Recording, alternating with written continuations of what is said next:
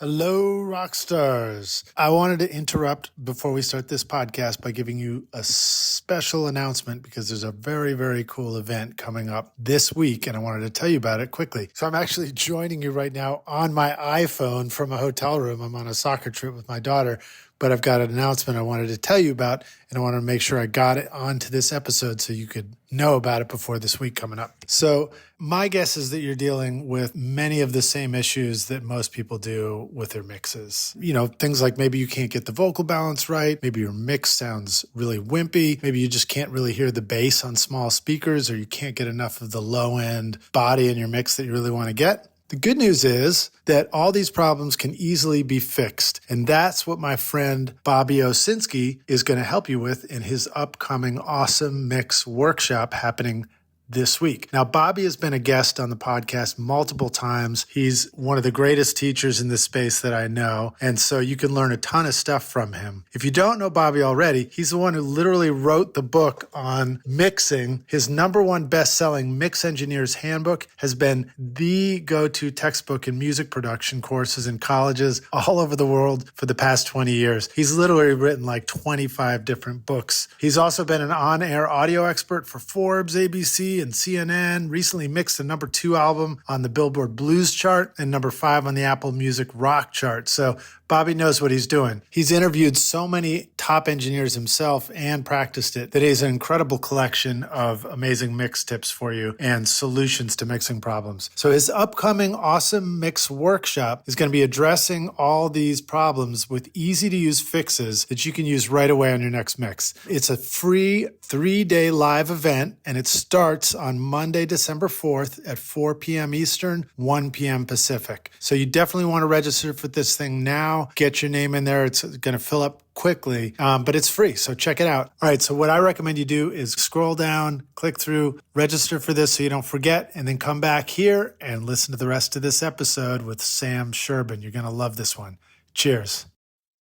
This episode of Recording Studio Rockstars is brought to you by Isotope, Atom Audio, Native Instruments, Lewitt, Spectra 1964, and OWC. You're hearing my voice right now on the Lewitt Pure Tube microphone through the Spectra 1964 STX 100D mic pre and C610 complementer mixed with Isotope RX, Ozone, Neutron, and Nectar, all recorded safely onto an OWC SSD and mixed on Atom Audio monitors. Please check out our awesome sponsors using the link in the show notes. It's a great way for you to help support this show. Now get ready to rock.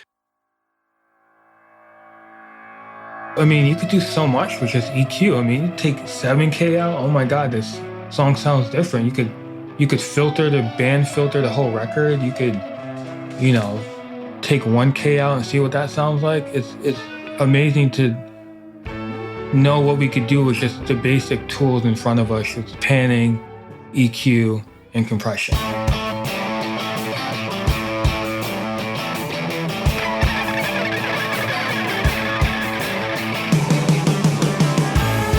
Welcome to Recording Studio Rockstars. I'm Lid Shaw, and this is the podcast created to help you become a rock star of the recording studio.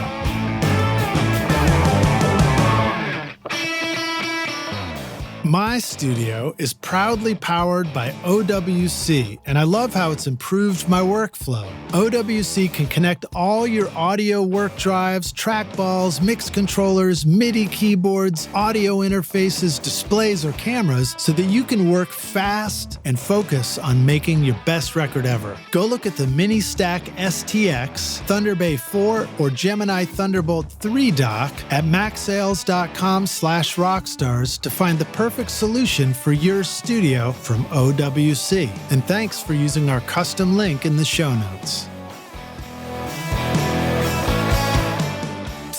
Howdy, rock stars. I've got a secret to tell you about how I get a consistent sound mixing over 1,000 hours of recording studio rock stars. My secret is using Isotope, RX, Ozone, Neutron, and Nectar to make this podcast sound great. Right now, you're hearing RX breath control, declick, declip, DS, deplosive, voice denoise, Ozone multiband compression, Neutron EQ, and limiting, all from Isotope. Go to isotope.com and use the secret code ROCK10 to get 10% off.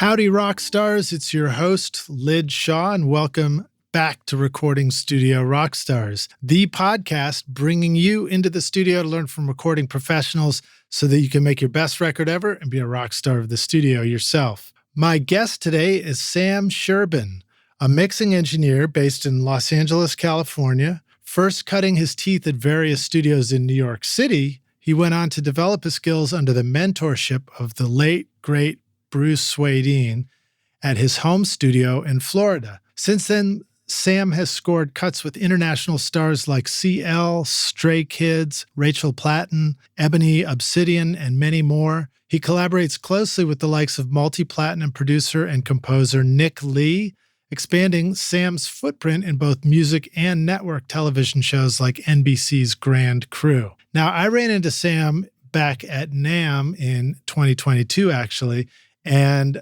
we had talked about doing a podcast interview, and so I was happy recently to see that we hadn't scheduled that yet, and so we went ahead and did that. And I'm excited to dive in with Sam into learning more about mixing, and particularly mixing pop and bass music, which Sam is really great at. Knowing how to get the low end just right in your mix is crucial, whether you're mixing 808 kick drums and sub bass, or just getting a rock band to sound great. And Sam clearly knows how to get the low end to sound awesome. So please welcome Sam Sherbin to Recording Studio Rockstars. Sam, my friend, are you ready to rock, dude? Yes, I'm ready. Thank you for having me. Yeah, thanks for joining us, dude. Good to see you again. And, I guess when we were there at NAMM in 2022, that was sort of the first time it was sort of back in action after taking a break for a year or two. And it was a little bit quiet, but it was really fun to just be back around everybody and reconnecting with everybody. How have you been since then, man? I think I've been really good. I think it's a time frame where people had to adjust, right? They had to adjust to the new norm of living, but then they had to adjust to a different way of working, in the sense that maybe more musicians had to learn how to record. I heard a lot of indie artists picking up Pro Tools for the first time and learning how to record their own vocals because they couldn't get into a studio. Yeah. So I just think it empowered people to be very creative on, was this going to stop everyone from being creative, or were we going to just adjust and find a new way of still making music? Music was being streamed and other content was being made. TV shows were being made. So it didn't really stop anything, but people had to just adjust. And yeah, like I'm happy that people are we all back. woodshedded, right? Yeah. I mean, to steal a little jazz term right there, but like we all just went into our studios. It's funny you talk about being people being really creative. I think people were also just being bold, because I think there were a lot of people who really were scared shitless to go learn how to actually set up a mic and record themselves. Some of the artists. Yeah, super scary, especially when you have a great recording engineer that you've been working with and everything seems seamless. And then once you get behind the mic yourself, you're like, oh, this is a very technical and you have to be very precise job of recording. Recording is an art form, and I think it's been lost in the digital age. That everyone, obviously they talk about mixing and mastering and glorify things, but I think recording is a lost art. And learning from greats who recorded very well, like Al Schmidt was a master recording engineer. Like, he could record an entire orchestra, you pull up the faders and it sounded like a record. The tools that we have now, people think we could fix everything, and we can fix a lot, but everything starts with a great recording. Yeah. So now, did you find yourself coaching a lot of artists on how to set up their mic and record themselves well so they could, record their vocals and send them over to you, sort of thing?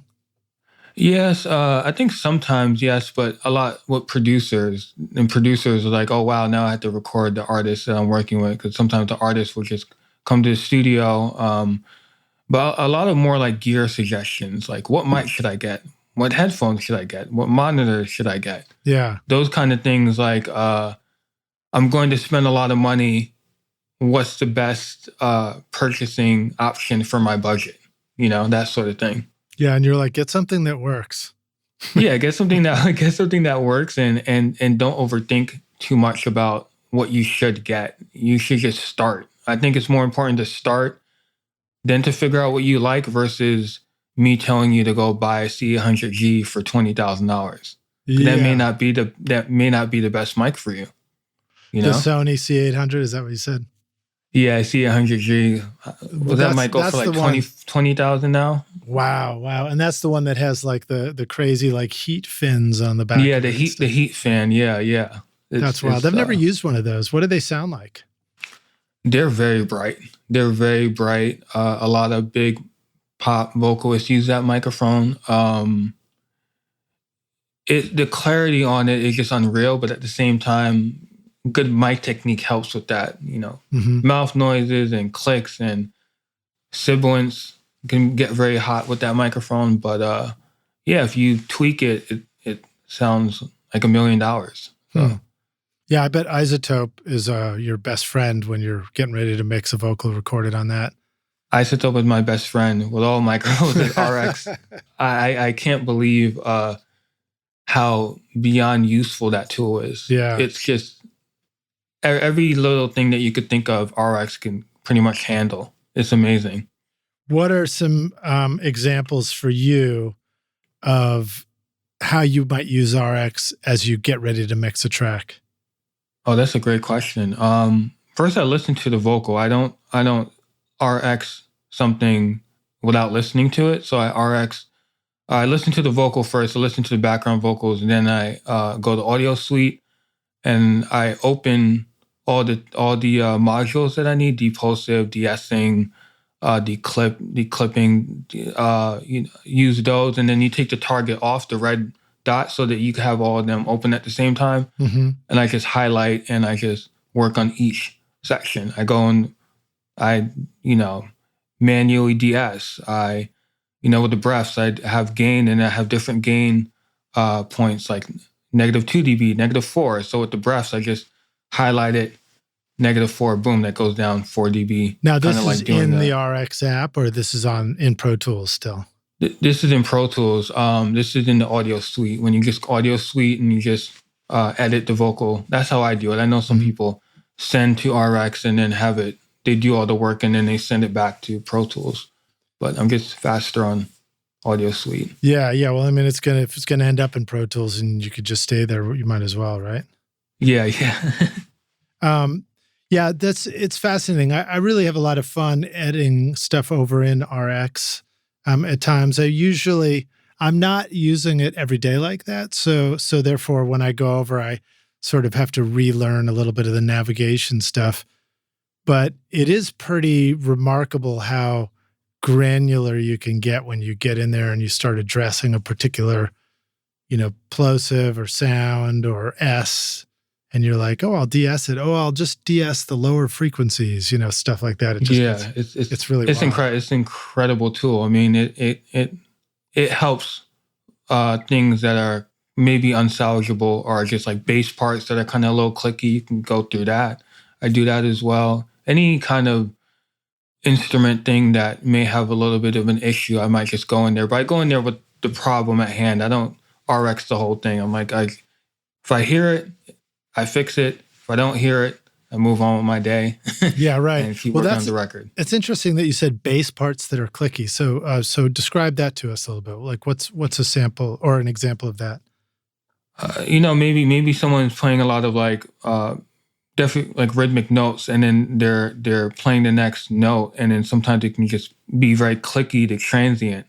So it could sound like a click, and then you kind of declick that, and then you can hear the note And that's on past the an transient. actual Yeah, like a like a live bass, electric guitar bass. Yeah. Yeah, on synthesized bass, you wouldn't hear that. It would just be the notes. Yeah. But yeah, that's kind of a rare thing. I think I've done that maybe once, but yeah, it's good for that. Well, I talk about this at times, or I have on some of the ads that I've done for Isotope using RX. I talk about,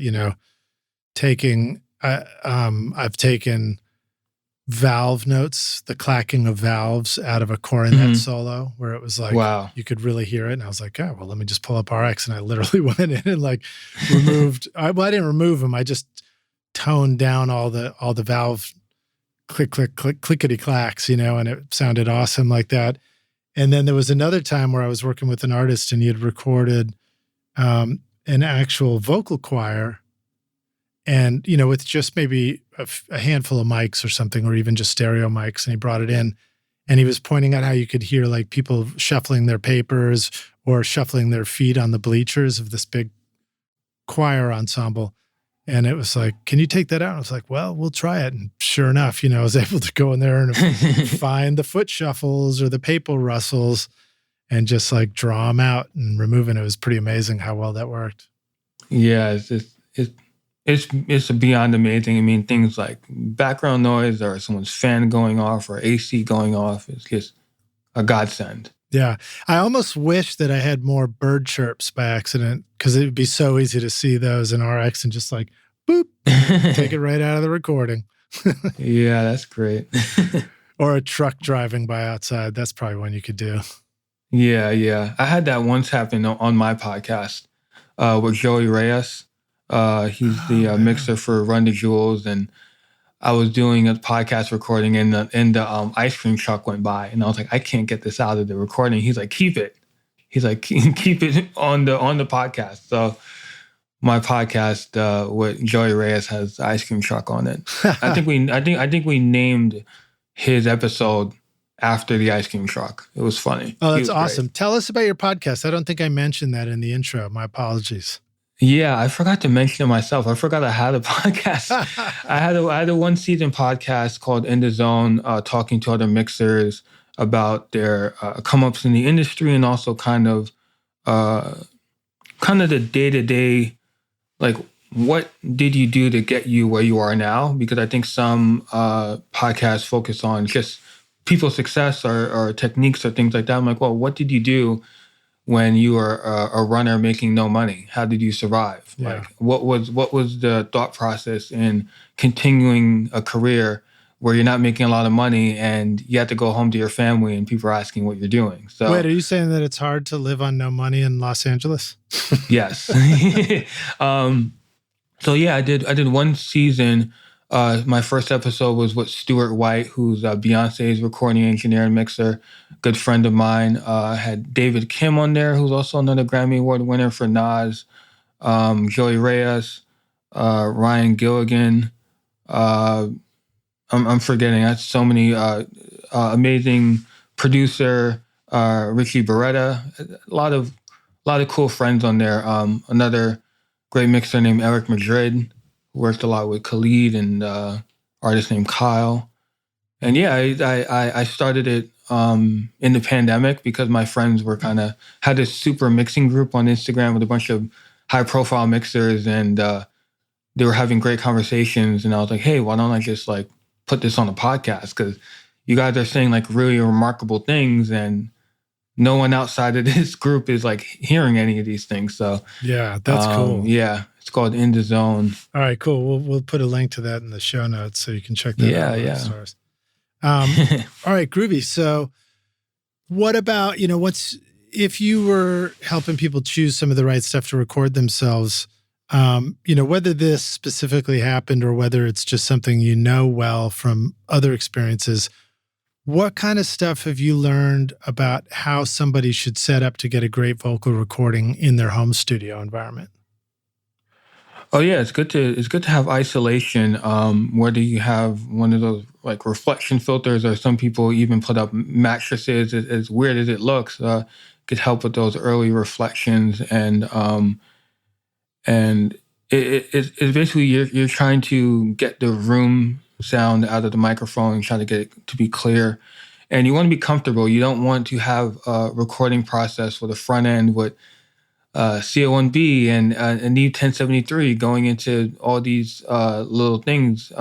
If you're just starting out, an Apollo is just an amazing tool. An Apollo Twin, you get something like a Mojave microphone, and you're good to go for a few $1,000s. And once you learn how to record yourself, it'll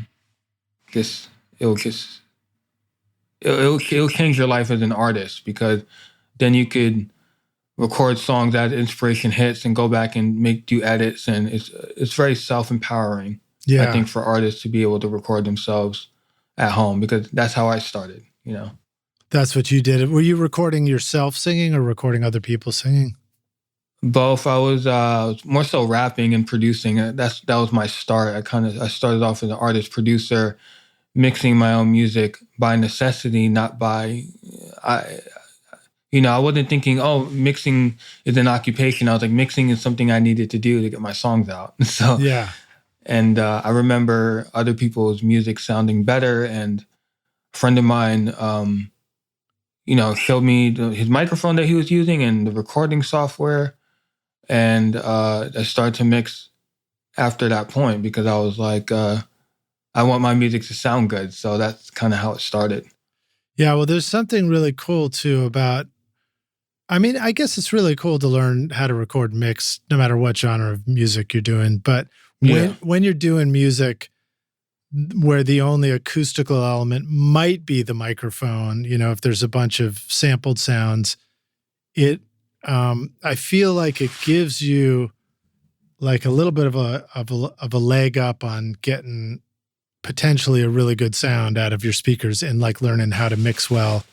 Because and we got lots to talk about with that, but if you have Ableton Live and you're generating a sound in that or something like that, you've got like you can generate about as good a sound as exists, Yeah, it's pretty much flawless. Yeah, because you've got those pure tones to make samples and synths and bass lines out of and stuff. And that, to me, that gets me really excited just thinking about that stuff. It's fun, but I know there are a lot of challenges with it too. But let me pivot back to one moment about the vocal thing. So you talked about those reflection-free zones, or like, those half shell kind of reflector things that block reflections from getting into the microphone in the room. Have you also found that there's a difference between what might work for somebody who's singing on a mic versus what might work for somebody who's rapping on a mic? Do you sort of want a slightly different environment somehow?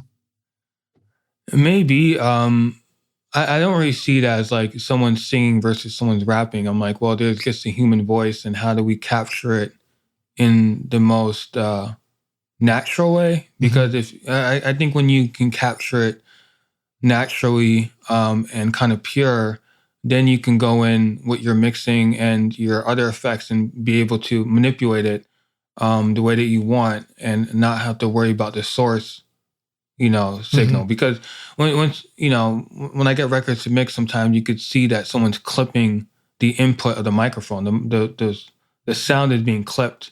So it's also knowledge on signal flow, and knowing if you're a singer and you're going to be singing a very high note, you might be clipping the input of the microphone. So when you're singing, you should be singing, you could be singing your highest register, and then kind of adjust your microphone there. Sometimes they have people sing their highest note, or they go into the chorus where they're really opening up, get that leveled, and then everything else is good. Because also with digital workstations, the noise floor is so low, so you can actually record really low and then just gain it up in clip gain, and you won't have all this, noise floor. Yeah. So that's the other thing too, is when you're in a higher bit depth, 24, 32 bit, like noise floor is just so insane that you can record really low and just increase the volume. Yeah, just gain it right up. Yeah, just gain it right up versus gaining it too high and then your input is clipped and your vocals sound bad. So yeah, I guess the only place where the gaining it too high thing supposedly might not be a problem. I know that with 32-bit recordings, sometimes you can record it and then you can get the sound back. I don't really understand how that works yet, so that's all I'll say about that. Yeah, I don't know either, but like even this mix pre from Sound Devices that I'm using now, it records in 32-bit. I think I have it set up that way so that if I accidentally get an over, I can just like clip gain it down. But again, that's all I'll say, because I think when you hear stuff like that in the studio, you know, the engineer in you is like, yeah, but I'm going to have to hear that in an action before I believe it, you know? Yeah. Speaking of microphone, what mic is that? Is that Telefunken? No, this one is a Mic Tech PM9. It's a dynamic mic from a local company called Mic Tech. It's a guy, Michael Ketchel, started the company. In fact, he's been around making mics for forever. One of the first mics he made was one of the earliest Samson USB mics. He was the one who came up with that idea. Wow, I had one of those. I believe I did. yeah. I mean, it's going back ways. But anyway, he started a company called Mic Tech, and I've just been using the PM9 as my interview mic on the podcast since day one, and just sounds great. Oh, thanks, man. I appreciate that. And then this is just going into the mix pre for the gain right now, so that's sort of my sound now. What about you? You're on a SM7 or like the USB? Sure, yeah, the SM7? USB one, the MV7. Yeah, it's just I don't, you know, I got this for my podcast, and I was like, I don't do that much recording, but it's cool because it has an output for the headphones. So my headphones is coming out from the microphone, and it's just very it's just a microphone with headphone out, and has a mute, and you can adjust it. Has different like EQ curves on there, and I thought it was cool. I thought it was a good microphone to get. Well, I love USB mics.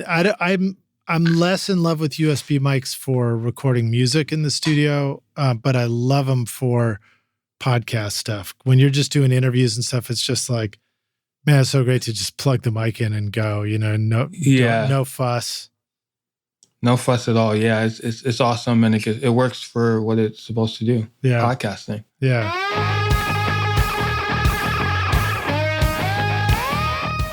Atom Audio can provide all your monitor needs, whether you're setting up a first-time home studio for recording music or podcasts, or a world-class full-size studio for professional mixing and mastering in stereo or immersive sound. Featuring the XART tweeter and custom DSP onboard processing, the A-series monitors will perfectly adapt to your studio. Get the Atom Audio monitors and subwoofers that are right for you with an extended 5-year warranty at atomaudio.com. Hey rock stars, have you checked out Native Instruments recently? Look, no matter what style of music you make, Native Instruments gives your studio everything you need, from drums, loops, and beats to the coolest synths, realistic strings, guitar amps, and futuristic synth pads. I personally love recording and tracking real bands in my studio, but then also adding awesome overdubs from Battery, Contact, Massive X, Super 8, Guitar Rig, and Hybrid Keys, for example. Go pick up Complete Start for free today with a bundle of 2,000 sounds and 6 gigs of samples over at nativeinstruments.com and use the code ROCK10 to get 10% off. Some restrictions apply. All right, so let's see. Let me remember where we also left off and jump forward. Oh, so we were talking about the idea of, being able to create these great sounds and sort of like have the ability to do a really, really high quality mix in our studios, especially if we're working with samples and things like that, where the source sounds are quite pure. What are some thoughts you have about that? So even though I just said that, I think at the same time, it's also just as easy to make crappy sounds doing stuff like that. And it's also great. It's also just as possible for you to be the mixer and have somebody deliver you crappy sounds. So talk a little bit about like that from your perspective, either creating the right sounds or just, making a judgment call as a mixer when the sounds come to you? Sometimes you might have to lean into it. If the vocal is kind of distorted, everything else is distorted, you might distort it on top of what's already been done to kind of even it out. And mixing, as much as people try to, I guess, make it into a science, I think a lot of it is experimentation and going with your gut and saying, you know what, this sound is a little weird. I'm going to figure it out in a musical context. How does this fit within the music? It might be a bad sound on itself, but if you color around it or if you mix around it, you may be able to make that a focal point. I remember when I went to mix with the masters with Manny Marroquin, and he was always talking about like focal points. Like you can adjust focal points in different ways to get the sound to pop or to kind of like mask it a little bit. So sometimes I like those sounds. Some sounds are like really bad, but they're really cool because they're bad. You know what I mean? It's like, yeah. A friend of mine was like, oh, we want to record an upright piano. And they were trying to record it with like a Royer ribbon microphone. I'm like, it'd be cool if you just recorded it with your iPhone. Your iPhone's right there. Yeah. And the iPhone sounds cool. And it sounds really cool. You just put it right there next to the piano and recorded it and threw it in the record. Just like threw the file into Logic and it continued producing. Because they were trying to go for a lo-fi vibe anyway. So I was like, why don't we just start there? Royer is really nice too. I'm not going to lie. No, Royers are great. But I mean, it's true. I think there are a lot of times where we start with a high quality mic because we want high quality mics in our studios. But really what we want creatively is more of a more lo-fi sound to match the mix. And so it's true that we can spend a lot of time actually trying to lo-fi out what started out as a really pure natural sound.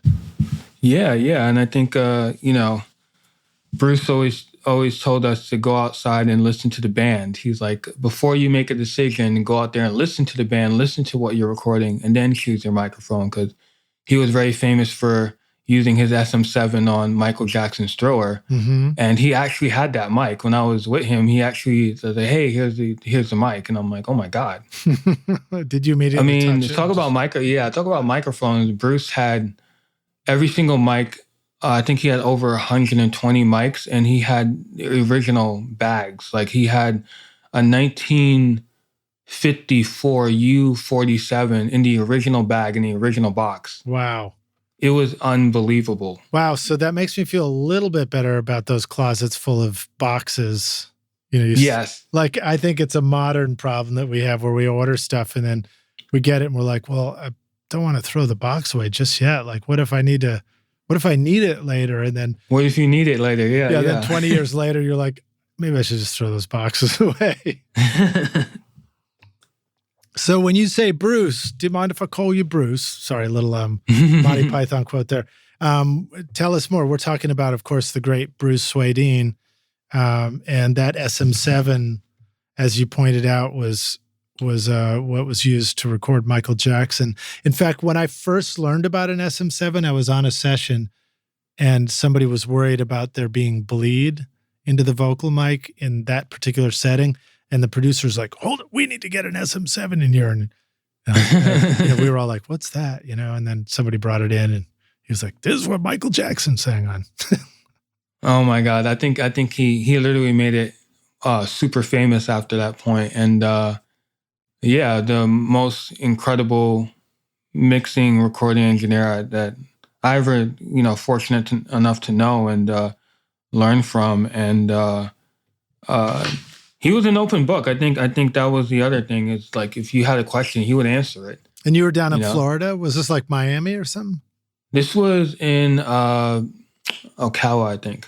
Ocala, okay. Yeah, and basically, long story short, he had a mixing master class. There's only 10 people in the world get picked.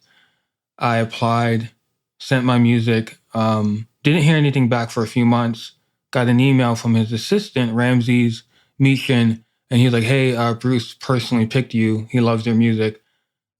When could you get a flight out here? And then my family was freaking out because they thought it was fake. Like, they're like, no way. And then Bruce got on the phone, and his wife got on the phone. They're like, yeah, we love Sam's music, and we love for him to come. And yeah, like they went through like 5,000 applications, like Wow. shredded them, and yeah, they wanted to pick a solid group of people to learn from. And I flew out to Florida, 7 days, and also Bernie Grundman was there. So this was insane. So Bernie Grundman was there, Bruce was there, and it was the first time Bernie had went to Bruce's his house, and Bernie brought a bunch of like CDs with him and stuff, and he played us the mix of Billie Jean and then the master after. And I'm like, this is like, no one in the world is better to be like in a room with audio professionals than these two guys. Like, it was insane.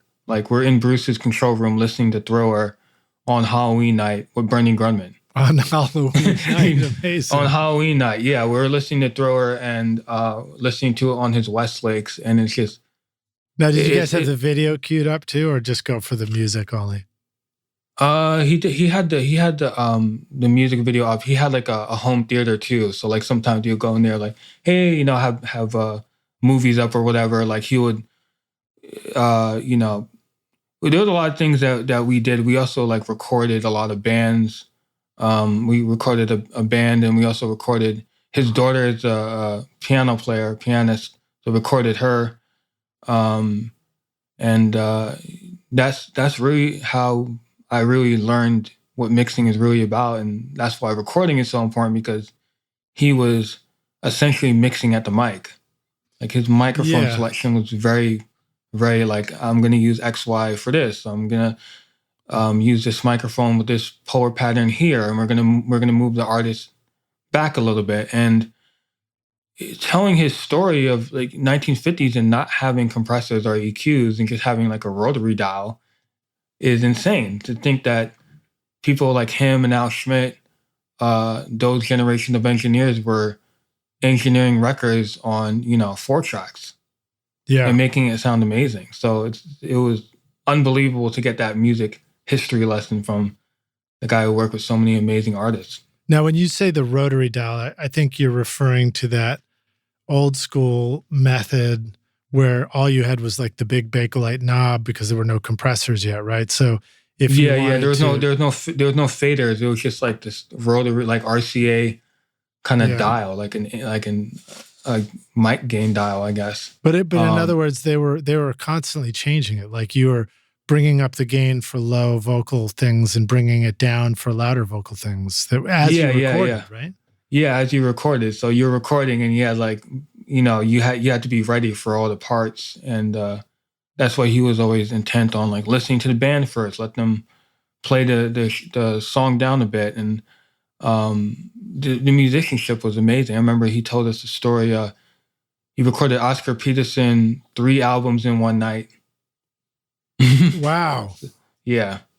Riding the gain on Oscar was playing piano, right?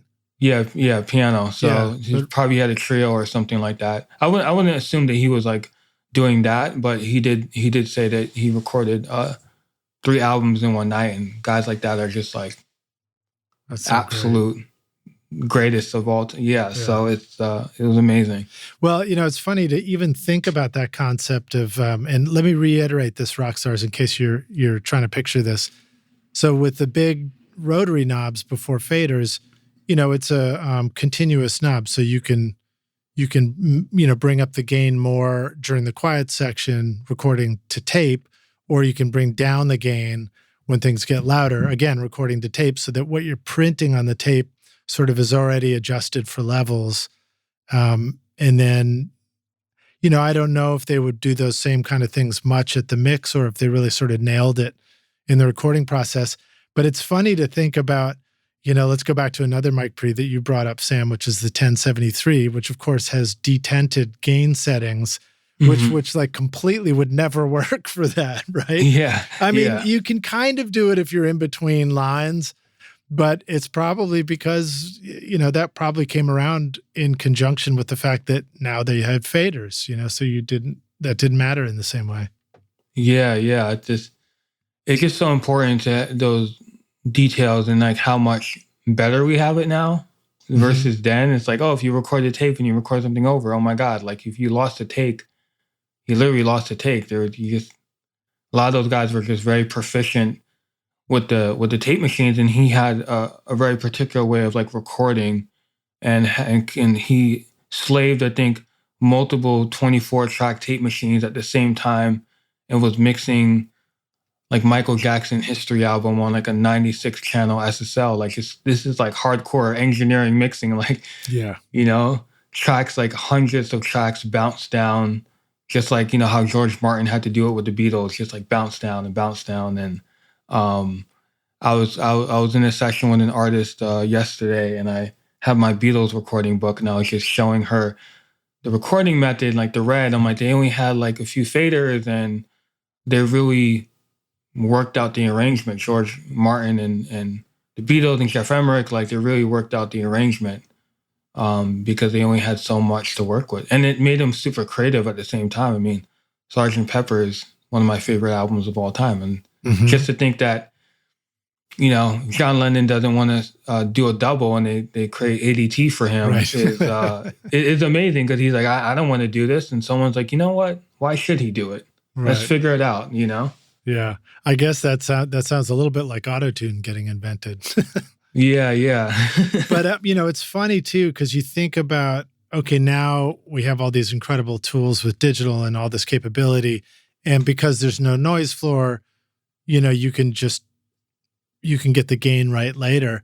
But what's always cool to be reminded of to me is that you have to realize you're still missing something. So for example, if they were riding the gain and adjusting it during the recording, if people were in headphones anyway, then that means they were actually hearing their gain adjusted in the headphones as part of the process. And, they were hearing that level adjust right away on playback too. And when we think about like, oh, we can just do it later in digital, it's like, yeah, but you're wouldn't it be cool to experiment with that where you're gaining it in real time so that everybody hears that it becomes part of the performance, or, immediately on playback, it's all adjusted so that you hear that on playback. So, because I think sometimes we kick that can down the curb, with digital, we're like, oh, we'll get to it later. Oh, we'll sort it out later kind of stuff.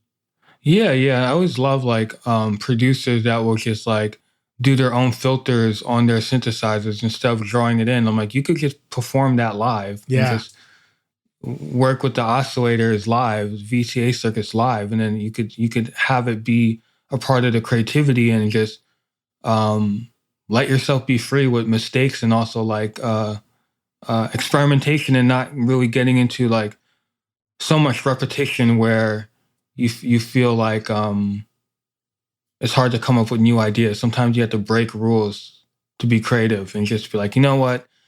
Everything that I thought was going to work is not working. So I'm just going to do whatever, and something's going to happen. Yeah, totally. No, I'm all for breaking rules. I think it's also important that you establish boundaries in creativity, because it's the boundaries that cause you to get creative about how you're going to solve the problem of the boundary, Yeah. And having unlimited things doesn't give us that. Even when you were talking about Bruce mixing with 96 tracks on analog, at a certain point, even he might have been like, I'm glad we don't have to do that anymore. Yeah, he really was. He, when we were mixing on his Harrison console, he was like, hey, they're like, do you like plugins? He was like, they're not really my thing, but he said, you guys should use every tool available. I remember him saying that very clearly. He's like, if you want to use plugins, why not? Because that's the new technology. Yeah. And I think they just modeled, UAD just had modeled a few years prior his Harrison. He had a Harrison channel strip that they modeled. Oh, interesting. Have you ever used the Harrison Mix Bus 32 stuff too? No, I heard great things about that. I actually have their plugins.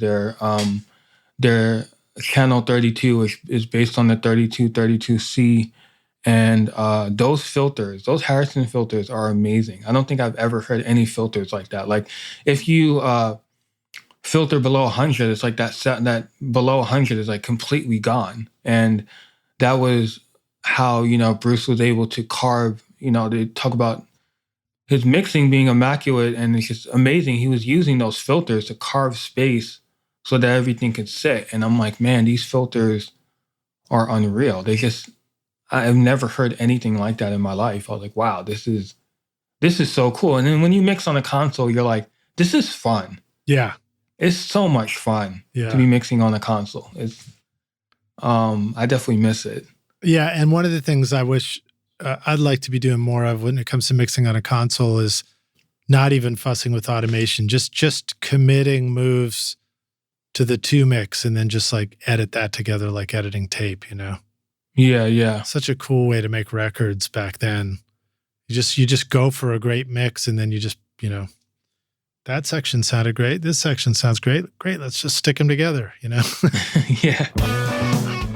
Are you recording your own music or other people's music in your studio, but you're having trouble figuring out how to get your mixes to sound great? Do they sound kind of weak or distant or lack punch and clarity? Well, I've got a gift to help you take your mixes from sounding like basement demos to sounding much closer to professional mixes. And it's my free course called Mix Master Bundle. This course will show you how to get pro-sounding mixes from your home studio with free and stock plugins in Pro Tools, and the best part is that these mixing techniques work for you in any DAW, whether you're on Logic, Cubase, Studio One, Reaper, anything you can think of. If you're ready now to make your best record ever, then go to mixmasterbundle.com to get started for free now, and you can find the clickable link in the show notes of this episode. Cool. So what about stereo miking? I did hear you mention XY, and I remember hearing that Bruce was sort of famous for wanting to use stereo mics. Yeah, stereo miking is, he was always trying to talk about the stereo panorama, like the stereo placement of microphones and the sonic field. And he would experiment with those kind of things to just get the clarity and kind of like the staging of those instruments. It's just amazing to see how much you could do with microphones, and even, guys who are using like Decatry for, orchestra. And you're kind of like, I think people see microphones as, they see microphones as things that are, you're capturing something, but you're not just capturing the essence of a sound, you're showcasing the space that it's in. Mm-hmm. Like you're kind of putting foreground and background in it at the same time, and it's kind of, you're using your microphones as a tool to place this sound in a certain space. So it's like that idea of pre-mixing. You're already mixing. Yeah, you're already mixing at the mic, and I don't record as much anymore, but when I did record, it was a lot of fun to just experiment with different mic placements and things like that, and kind of just figure out how to get the sound that I want in my head. I'm like, sometimes, you know what, this microphone technique sounds cool, but let me just try something weird and see what it sounds like. That's the cool thing about working in music, is like we could think one way based on the technique that's tried and true, that we can just go against the grain and just try something new and just try it.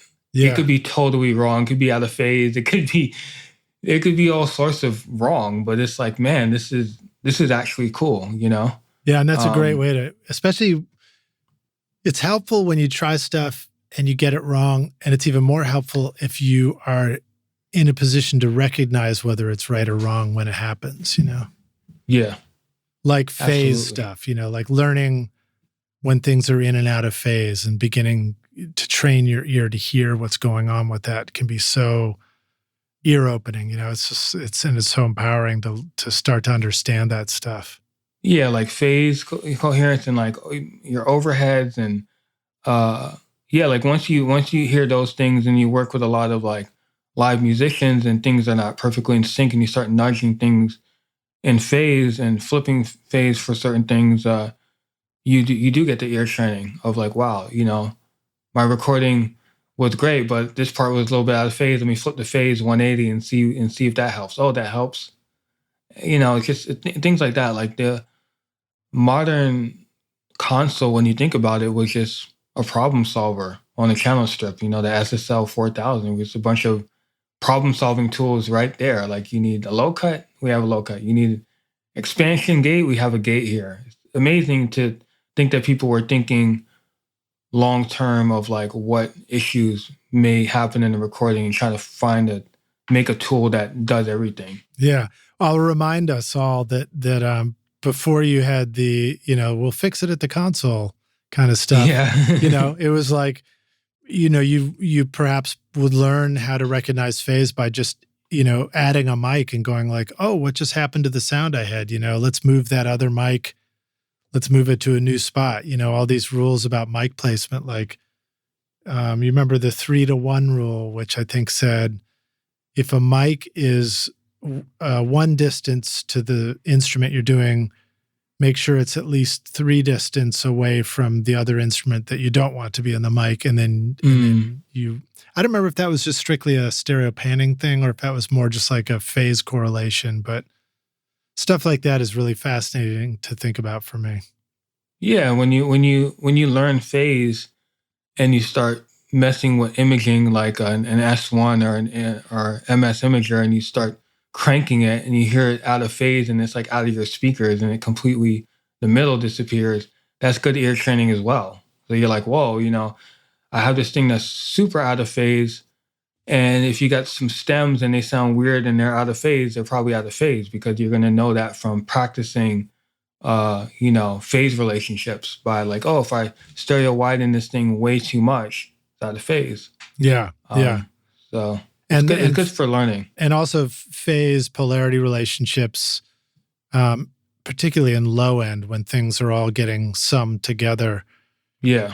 For me, one of the things that was really helpful was, to understand bass, for example, and what's going on with the DI and an amp, for example, was take the DI and just listen to it, and then start bringing up the amp against that and see if you hear anything funny happen in the low end.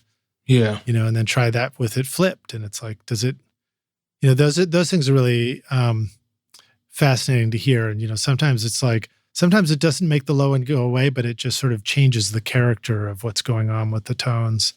Mm-hmm. That could be really interesting. All right, let's see. What was I going to just ask you? Tell us about your studio. So are you joining us from your studio now where you do most of your mixing? And if so, like what are the tools that you're surrounded by? What's the tools and the stuff that's in your space that makes it so you can make records that sound so good? Yeah, my space is very, very simple. I had like barefoot MM27s at one point. I had API 2500, 5500, Crane Song Head, rest in peace to Dave Hill, genius. I had all these analog things, and I'm mixing records, and artists would be in LA and I'm in New York, and they'll ask for, mix tweaks, and I had to tweak my mix buses and everything. And I remember when I was assisting in New York, we had this SSL G console. Well, it was a E console with some G parts. It was like a Frankenstein console. Mm-hmm. And we had all this analog gear. We had Eventides, we had 10M, atomic clocking, we had a Fairchild, we had all this gear, and then sometimes the gear would just not work. Yeah. Literally one day, like our H3000, the LCD screen just blanked, like gone. Like no one knew what setting it was on. It just was blank. And I'm like, oh, this is what people talk about with analog gear. Yeah. So basically I went from completely analog to 100% in the box. I was watching a lot of Chad Blake videos. Amazing. And then you were like, wait a minute, why is the computer not working today? Oh no, it's analog all over again. Yeah. And then it's like, I was like, well, if Chad Blake can make it work out, and Sherbin, it had been mixing in the box for 20 years, it clearly works. Yeah. So what I did was I was like, I'm just going to mix in the box and I'm going to make it work. So I have a Mac trash can. I have a Dangerous Source. I have a Soft Tube Console 1, which I don't use that much anymore. Clarity M loudness meter that's turned off. Has been turned off for I don't know how long. And I have my Ocean Waves Pro 2As, and I have my trusty tube chops, my red tube chops in the corner. And yeah, that's really it. And I have my Audaz's LCDXs, which I love. I love those headphones. Are those? You don't have the Manny versions yet?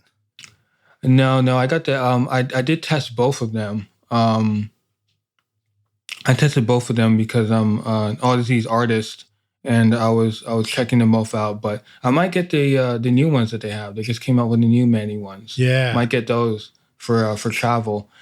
And yeah, those LCDXs, I listened to them and I was like, this is great. And that's where I started mix on them and I end the mix on them, and they've been fantastic. That's very cool. Yeah, so Rockstars, the Audaz headphones, I think they're planar drivers or something, right? They're sort of like a square or a rectangle that's sending the sound to your ears. Do you remember if that's correct? It's not like a cone. Yeah, I think it's a planar magnetic technology, I think is what they say on the side of them. Yeah, and they're extremely accurate sounding. I heard them at that same NAMM that well, actually, I think it went back to 2020 NAMM. But anyway, I remember first hearing them and I was like, holy shit, these really, they sound really detailed. And the low end wasn't like booming, but it was very pure sounding. Yeah. I feel like it's not booming, but you could hear the tone. And I'm like, if I could hear the tone, and I kind of trained my ear to hear different tones on it, kick drums and things like that, and 808s, I'm like, oh, it's going to poke through. And then you just have to reference a lot of material to train your ear to how they respond to low end and how they respond to top end. But the very interesting thing about those headphones were, I remember I was mixing a song and there was like a synth decay that was like slowly decaying out, and it didn't even show on Pro Tools Meter anymore. If you zoomed in, you couldn't even really see the waveform anymore, but you could still hear it on those headphones because they go up to like 50,000 hertz or something like that. Like 50. Wow. Yeah, it's insane. And I was like, wow, these are amazing. Yeah, it's wild. I remember when Andrew Sheps came on the podcast, that was sort of the first time I heard somebody talking really confidently about learning how to mix in headphones. And he wasn't even talking about fancy headphones. He was just talking about those Sony... Those Sony cans that everyone had, the drummer cans. 7506s or something like that.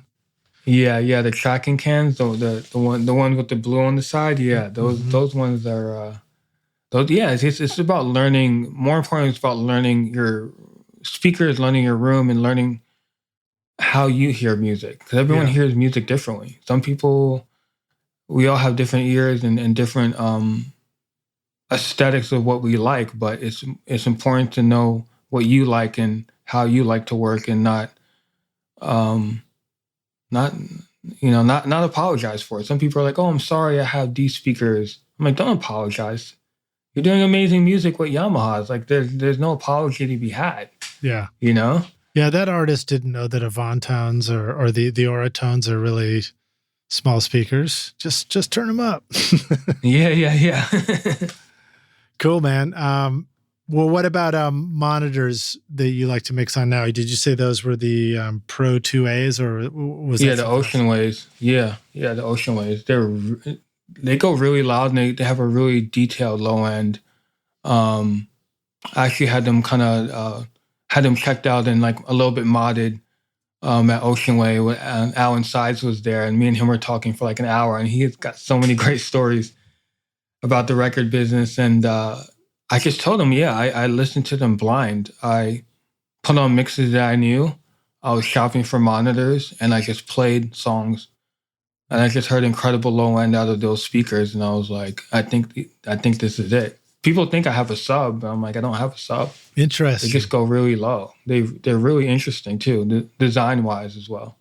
Well, I mean, I have subs, and I love the way my room sounds, but I do think it's a question of when you have a speaker that just simply has, I don't know how many cones there are in those, but when the speaker itself just goes down to the lows, then you're not, technically you're not introducing crossovers and any phase correlations that need to line up.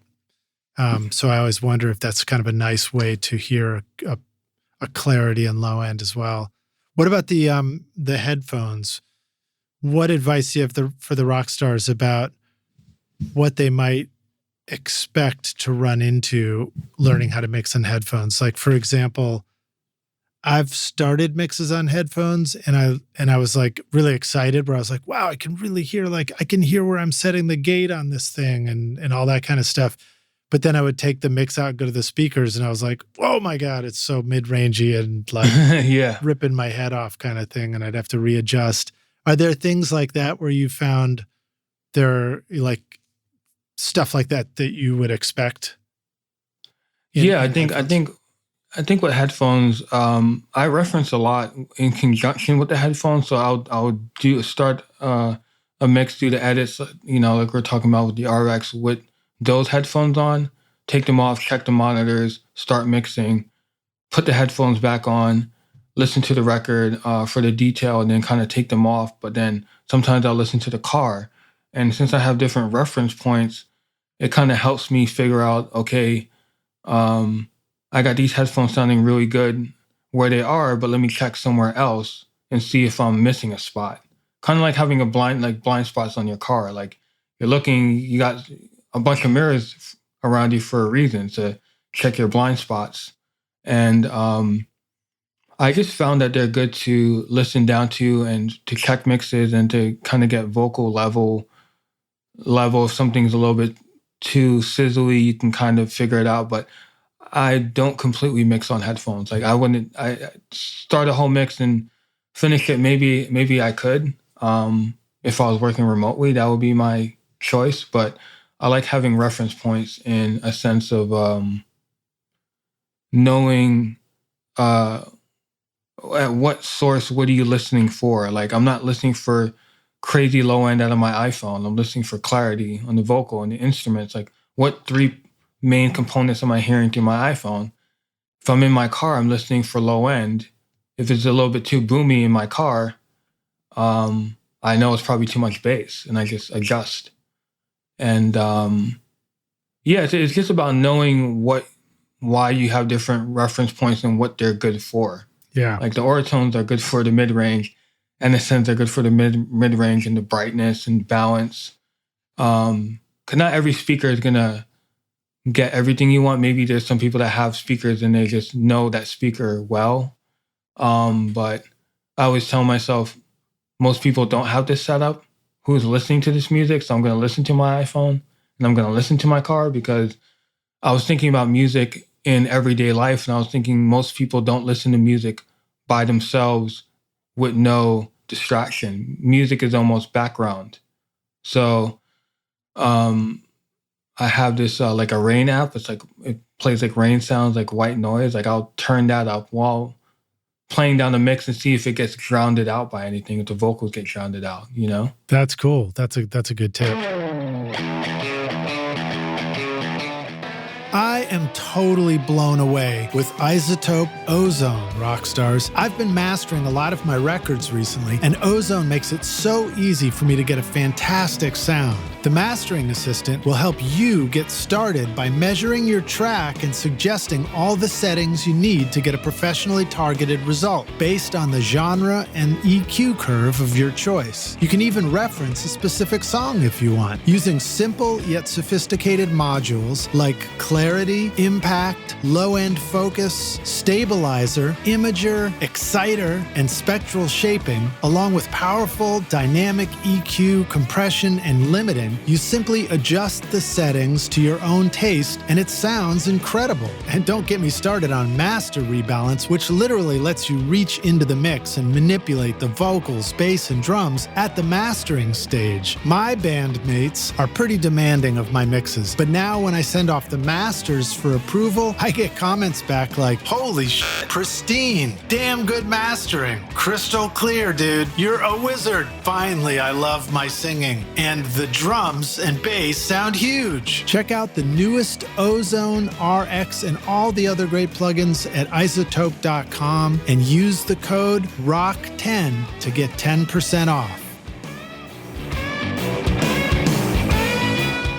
OWC is your one-stop shop for flexible drive storage and connectivity solutions for your studio. The Mini Stack STX for your Mac Mini adds 2 additional drives over a universal SATA HDD SSD bay and an NVMe M.2 PCIe SSD, plus 3 additional Thunderbolt USB ports. The OWC Thunder Bay 4 chassis, built like a tank, gives you 4 hot-swappable 2.5-inch RAID configurable drive bays, plus an extra Thunderbolt 3 jack for daisy chaining up to 5 devices. Or check out the OWC Gemini Thunderbolt 3 dock with 2 RAID configurable drives and 7 ports of connectivity, including a front-side SD card reader, 1 gig Ethernet, 2 USB 3.2 ports, a dedicated display port, and an additional backward-compatible Thunderbolt port. Get your studio connected with the Mini Stack STX, Thunder Bay 4, and Gemini Thunderbolt 3 dock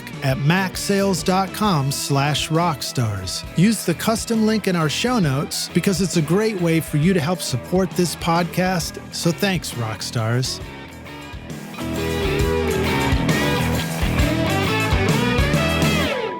Howdy, Rockstars. We're back now for the jam session. My guest today is Sam Sherbin, joining us from LA to talk more about mixing. And we're really going to dive into how he mixes and gets the low end to sound killer, gets the vocals to sound killer, gets it all loud and proud, and pretty much everything you want to know about mixing. So, Sam, are you ready to jam, dude?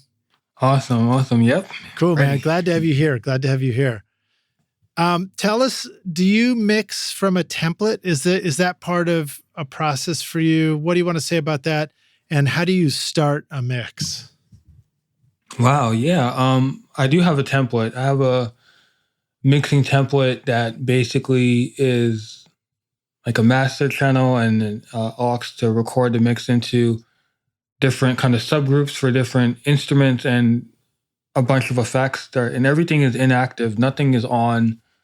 The stereo bus, none of those things are on. And what I do pre-mix is most important thing is like I have to color code everything, color code my vocals, drums, guitars. I place everything, I get everything ready, and then I A/B the stems to the rough mix and make sure that they match section by section.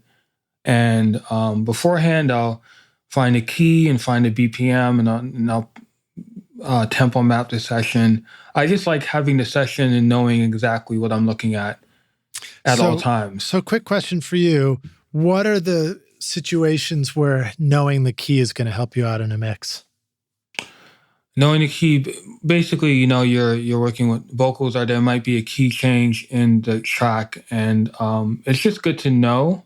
Not necessarily completely need to know it, but I mainly keep the tempo more than just the key. There's something called, there's a bunch of like mixing key identifier softwares. You could use those. I know Autotune's got one that will just... Yeah, Autotune has one. Yeah, that helps a lot too. And so like usually I'll tempo map the session and then make sure everything hits on the bars and the beats and your arrangement is good, and then you're ready to go. I think the part, some people rush too quickly to mix and they're mixing something that's completely wrong.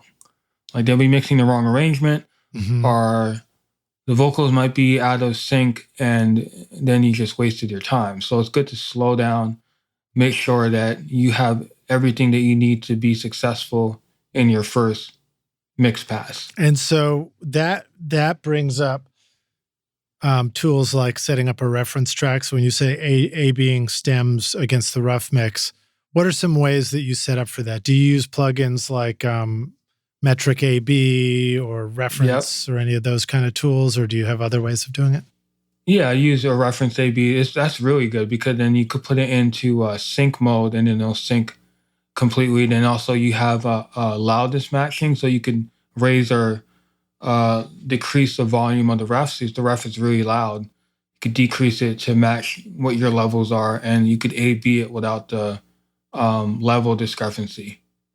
Yeah.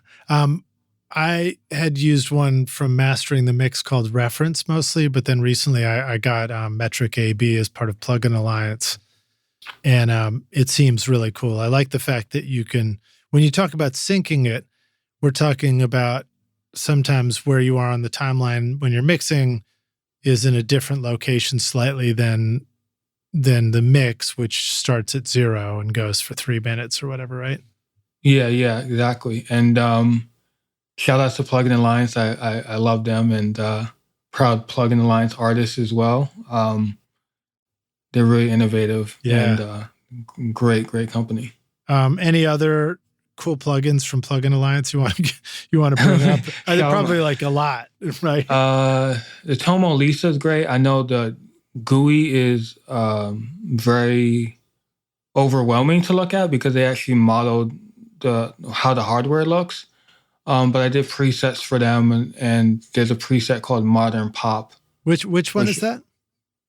Tomo Lisa plugin. It's like a red EQ. It's a dynamic EQ. It's amazing. Everything runs in parallel. Has parallel compression bands. The EQ is in parallel. The whole thing is in parallel. It's amazing. And it also has a dedicated transformer emulation that's separate from the output. Oh, very cool. So I did a bunch of presets for that plugin. The loop charter, distortion box, I use that. I use the Kirchhoff EQ now. They're just main staples. I just kind of know them like front and back, and I have they're just doing it right. I love that company. Yeah. Some of the ones that I started using recently and was really blown away with were all the bass amp emulators.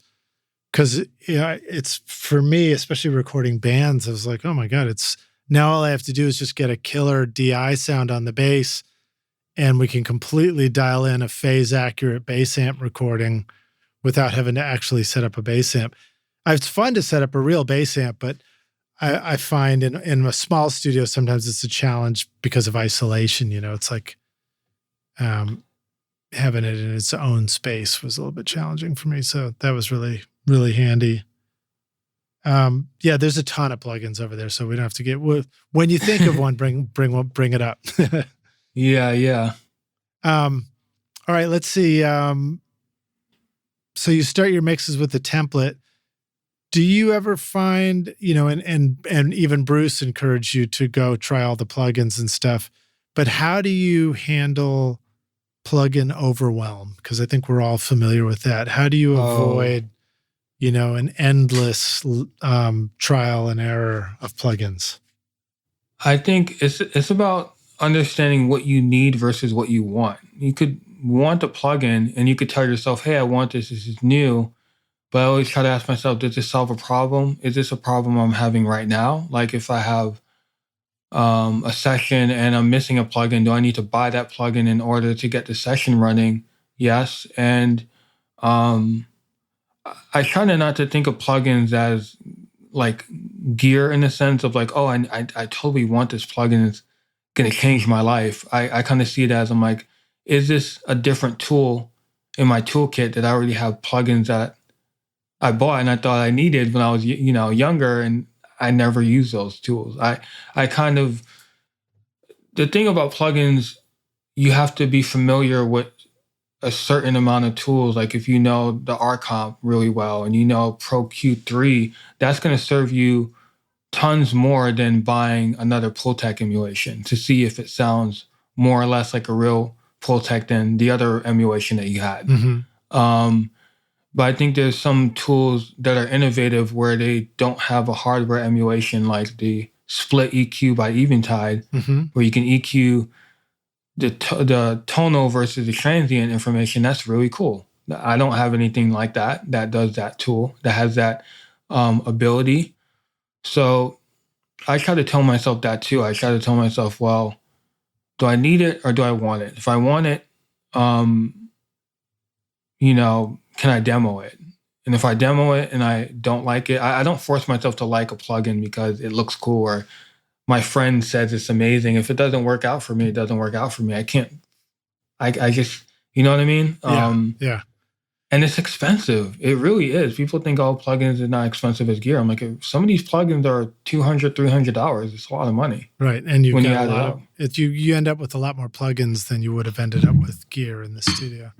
Yeah. I mean, imagine if all your plugins was a physical unit, it would kind of look like that photo I think of like Jack Joseph. Yeah. Yeah. So Jack Joseph Puig studio. Yeah. Tell us more about the split EQ. What are some instruments that you find yourself trying that out on? I actually don't have that EQ. I just demoed it. I was thinking we're talking about want versus need. That's more like a want. Mm-hmm. It could be something I need down the line, but when I did use it, it was really cool for like drums, you know, like let me pull the transient out of this snare drum, but I don't want to lose the brightness, but I want someone to click out. So you can go to the I think transient side and EQ some of that out while preserving the tonal aspects of it. So that's yeah, cool. I don't have it yet, but I know that it's a cool tool for those things. You know who else makes something like that is Boz Millar, Boz Digital. I think they have one that did a similar thing where it's like you've got the transient and the sustain side and you can EQ them each differently. Yeah, those tools are just amazing. I always like worry about those tools because of like phase and how they like reconnect the audio, but if they're mathematicians over there, right? So they probably figured it out. If it sounds good when you're done. And also, you know, I do think that that's probably a slight difference in thinking, maybe between doing acoustic instruments like a full drum kit versus sampled sounds. Because with samples, if you have a single sound, then you can kind of manipulate it any way you want to see what you end up with. But sometimes when you're doing multiple mics on a drum kit and you're manipulating one part of it, you know, you can start to pull your hair out because you feel like you're unintentionally affecting the rest of the drum kit. And you're like, maybe I got to do it differently or whatever. Yeah, it's tough. Yeah. Okay, cool. So let's see. And then, so when you're trying to avoid the plugin overwhelm, your advice is to just sort of avoid buying too many. So you just don't have too many all at once. But do you find your template also helps you avoid that just by having things pre-selected where you don't have to go hunt for plugins? Because that's a big challenge for me is, you know, when I think, I should go look for something, it's like, oh boy, this is like, it's like reading a novel to try and find find it in the list on the screen, you know? Yeah, I think that does help. Like if I have different plate reverbs, instead of having one on a template that says plate, I have one that I like and I have like 3 inactive ones. And I'm like, oh, I don't like this one. Let me try this one. And they all get edited some way. I never really keep the settings completely the same, but I know that at least, hey, this is a delay. This is a verb. This is my sunset sounds. And, you know, like they're just different things because I like to stay creative when I'm working and I don't want to overthink what do I need. You know, when I start a mix, hearing the song, I might activate some of the plugins that I think I will need. And since I work in so many different genres, I can just pick and choose. I'm like, well, this is more of an acoustic song and they have an acoustic guitar versus something that's completely electronic, and then start opening up some parallel chains and see if that works. Mm-hmm. And a lot of the times I don't even use those. It's like sometimes I'll have things ready to go and I'm looking at the mix, I'm not using half of those, but I was thinking in advance, maybe it'll be cool to have, but I just go back to what does the song need and how do I need to get there, you know? Yeah. All right. So here's a question that might be relevant to that. If the kick and bass, if you're opening up a mix, and maybe any of the tracks in there, but kick and bass particular, I think, doesn't feel right. Do you find that the solution is to try and fix it in the mix, or do you sometimes look to replace the kick and the bass sounds and reconstruct them somehow? That's rare. I usually think that if the song and the session and the sounds came to me the way that they intended to be, I don't really mess with it. I might do some sample replacement if I think the kick is not hitting enough, in a sense it's not punchy. It may be too subby sounding, and it needs to be more clicky sounding. So I might use a sample that just has a clicky part and then put that into the sound and try to, instead of changing the sound completely, try to find the piece of the sound that you're missing with the sample replacement. But that's pretty rare. Some of the producers I'm working with are just absolutely amazing at finding their own sounds and knowing how these guys work. Working with a lot of producers, sometimes I'll mix in their home studios and just like mix on their setup and see how they work. I'm like, yeah, like they're finding the right sounds from the jump, Splice or these sample libraries or their own libraries. So it's good to know that.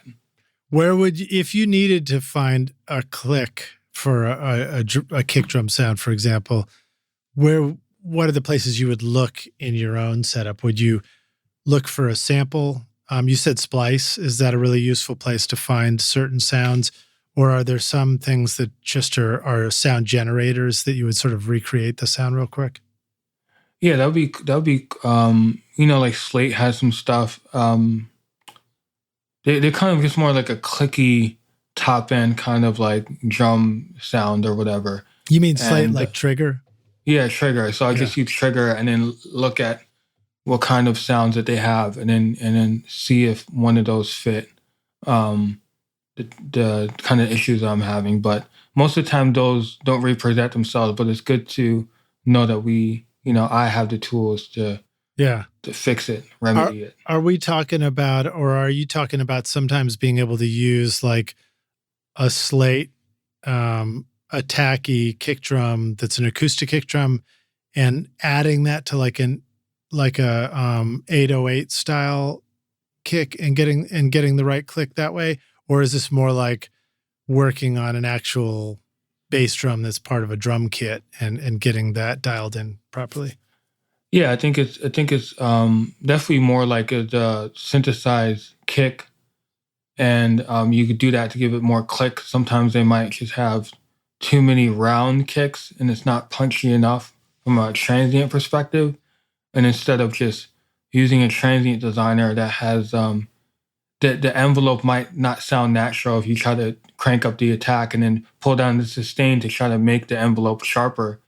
It's good to just have one of those in your toolkit to make it punch out.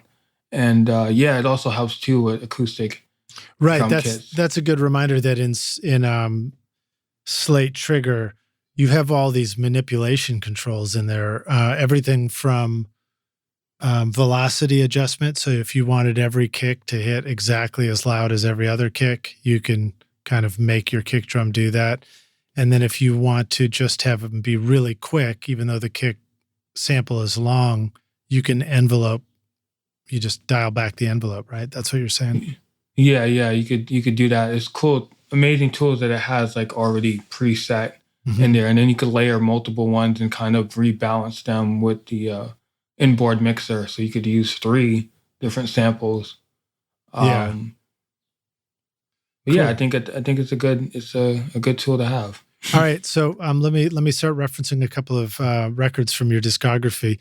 And Rockstar, as a reminder, just scroll down to the show notes, and there's going to be a link in there for the discography, so you can go listen to all these records that Sam's mixing and hear all how great they sound. Hear all these different low end treatments, kicks, basses, all that stuff, vocals.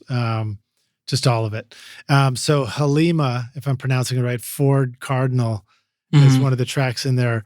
It's got a really cool kick that reminds me kind of like a soft beater on a kick drum, like a really pillowy beater, but it's this kind of thump sound as opposed to a long 808, which is like doom, or as opposed to a dance kick even, which is very attacky, or can be.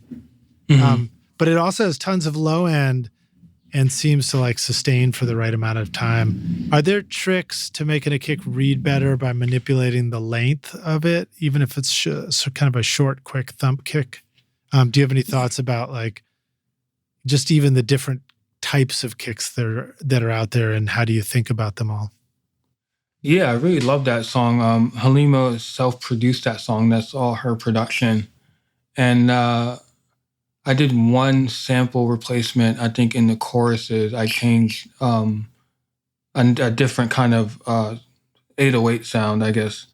But yeah, it's a very amazing kind of like neo-soul R&B record, and it kind of needed a kind of more subtle treatment, but also it needs to work in a pop space vocally, and it needs to hit a certain way. And that's when I use the sample to just make the choruses, I guess, open up more, kind of like vertically. It kind of opens up more, and once it has that low end, it kind of gives you an excitement, and knowing that you're in the choruses, that also helps with low end. Like when you start treating low end a little bit differently versus choruses, it helps your ear say, oh, we're definitely in chorus time right now versus, verse time. So, yeah, that song was great. And, it was one of the few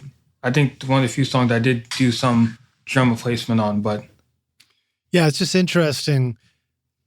When I was listening through all the stuff, and then I heard that one and it hit me. I was like, wow, it's like this kick is totally punchy. It like completely hits you, but it's also like really soft sounding. And I just thought that was just such a curious combination, such a cool combo.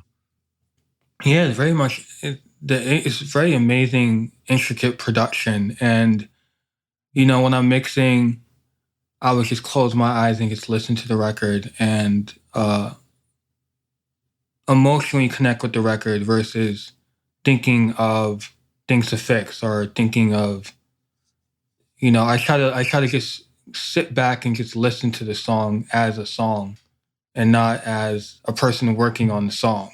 Yeah. Like, oh yeah, like now, like, oh, I really got into the song. Like we went by 3 minutes and I went through the whole journey. And that's kind of how I evaluate when I'm done. 'Cause I think someone asked me, when do you feel like you're done? I'm like, I'm done when you just had that response as a listener, like, this sounds great. It feels great. It could, some records could sound great and just, you don't feel anything. Mm-hmm. It could be, I think some people think just sound in itself, sounding good is just enough. And I feel like that does help, but I feel like emotionally people want to connect with records, So emotionally, I use that as my meter of I'm done,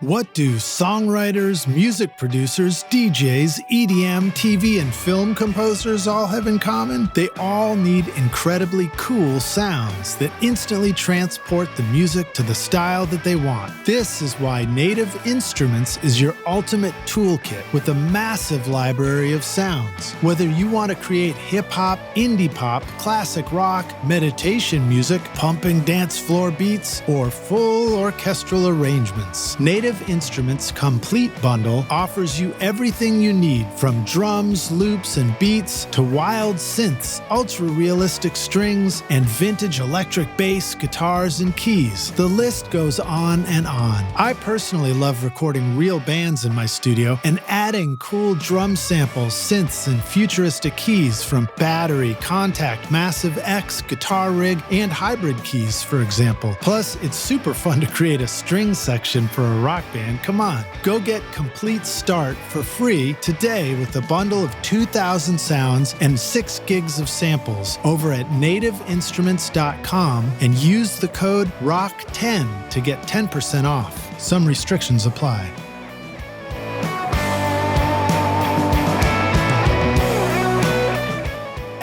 Audio.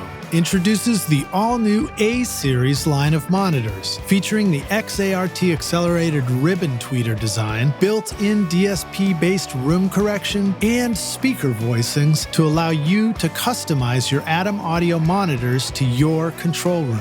The A-Series will rock in any studio. Small studio spaces or immersive multi-speaker configurations are perfect for the A4V or the new A7V, the next generation of the incredibly popular A7X. Mid-size rooms and narrow spaces will love the low profile of the A44H, expanding on the A7V sound, or the A77H, a true three-way midfield monitor delivering rich, spacious sound. And bigger studios will love the A8H, a three-way speaker and the pinnacle of the A-Series that delivers extremely accurate sound required for critical listening environments. Get the Atom audio monitors and subwoofers that are right for your studio with an extended 5-year warranty at atomaudio.com.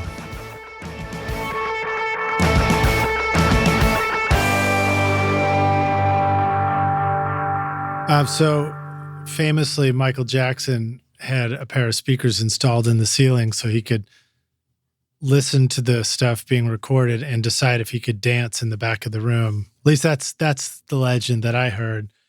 Do you ever find yourself getting up out of the chair and having to move around to tell if your mix is feeling right? And how important is it to have that kind of dancing experience? I guess if it's dance music, that's more important than if it's not meant to be danced to necessarily. Yeah, I'll do that. I would go about my day. I just hit play on Pro Tools and maybe, walk around the house and, read a book or something lightly and read a book lightly. yeah. Read a just kind of like, magazine and just scroll through it and just kind of not be listening right so directly. And are you allowed to read the Pro Tools manual, or is that off limits? The Pro Tools manual? No. Yeah, and then in the cars too. The car is a great place to listen to records because it's like it. I don't know. Yeah. I think people spend so much time in the car and they're always listening to music, and sometimes you might have someone who's like skip, like they're just not in the mood to hear that song, and they just skip it. Mm-hmm. Just on the first beat, and they're like, no, I don't want to hear this, and they skip. And they just listen to that, and they just, vibe. How did it feel in the car? It sounds good. And just take it from there. I think what's a car? What kind of car do you like to listen to your stuff in? Did you pick something with a particular stereo, or do you just sort of have what you got and you know it well? Yeah, I have a hybrid, Hyundai Ioniq. And I just know that speaker system so well. Mm-hmm. Kind of bland sounding. But like stock, things, right? Yeah, stock. There's nothing, I didn't EQ. It's just flat. And just listening to so many records on there, kind of knowing where things sit. And it's very interesting to hear like stereo feel, like how wide things are in the car. Like, how they sound really wide and how good do they sound. And sometimes I'll have a playlist and I'll play another mainstream record just to see how it fits contextually, not as a reference experiment. Like, I want my kick drum to sound like this song. Like, no, I'm like, do they sound relative to what else is out there? I think there's something to be said about familiar things. Like, songs sounding familiar enough where people gravitate towards it, but different enough that they're like, I haven't really heard this before.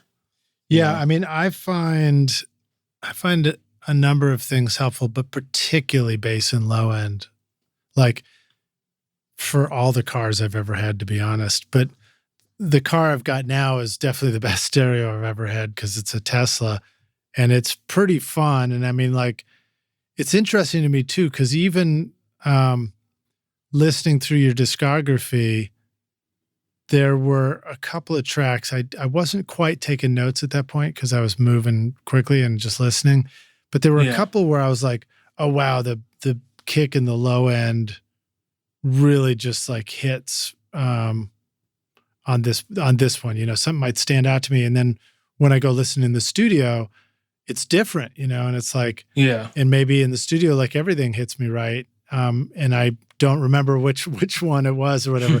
But it's just I'm always, and that's not to say anything specific about this collection of songs. I'm just saying, like, all the time this happens to me where I'm like, I'm trying to get a sense of what's going on in the low end in the studio, and then I get a different feeling in the car, and the car's like, sometimes the car feels like, oh, it's so obvious, and then even then you go make a change, you go back to the studio, and you're like, I don't know, man, I'm not so sure, Yeah, I think that's when I send a mix out. When I start to get into that mode of thinking where it's like I go in the car, I listen to it, I adjust it, then I go and then listen to the speakers. I'm like, but they're simulating low end differently. They're completely different environments. Yeah.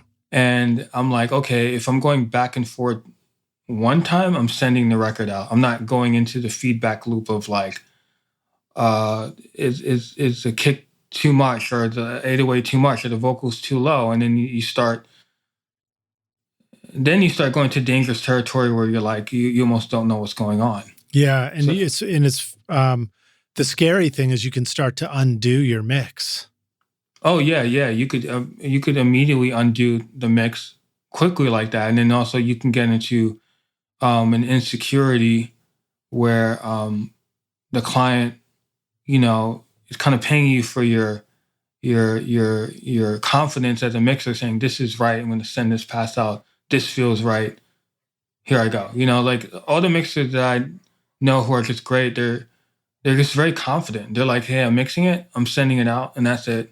I'm not gonna go back and forth and kill myself over does it sound good in my car or not. They're like they're too busy, like, I already know how it sounds in this room. I just like using the car and the headphones as like a second reference to listen to it on, a different way to listen to it. Mm-hmm. But I always finalize on the speakers because I'm like, I know those the best. Yeah. So those are like the final ones where I'm like, yes, this feels right. And but the headphones are cool. I mean, I've have clients come over and I mix records with clients over, and I give them the headphones. I'm like, listen to it, and then they love listening to it on those Odyssey headphones. They really enjoy that process. If you're doing bass-centric music, bass music, I don't know what what other terms there are to describe it, but stuff that's got big 808s. Have you ever found that it's just really fun to go when somebody's just got a super sub maxed out car, which is a whole bunch of subs in it, to just go crank that up like that? I don't know. I kind of like a balanced listening experience. I don't need so much like theater when it comes with it. Like, like, oh, let's crank the speaker up really, really loud and get everyone excited about the record. Like, yeah.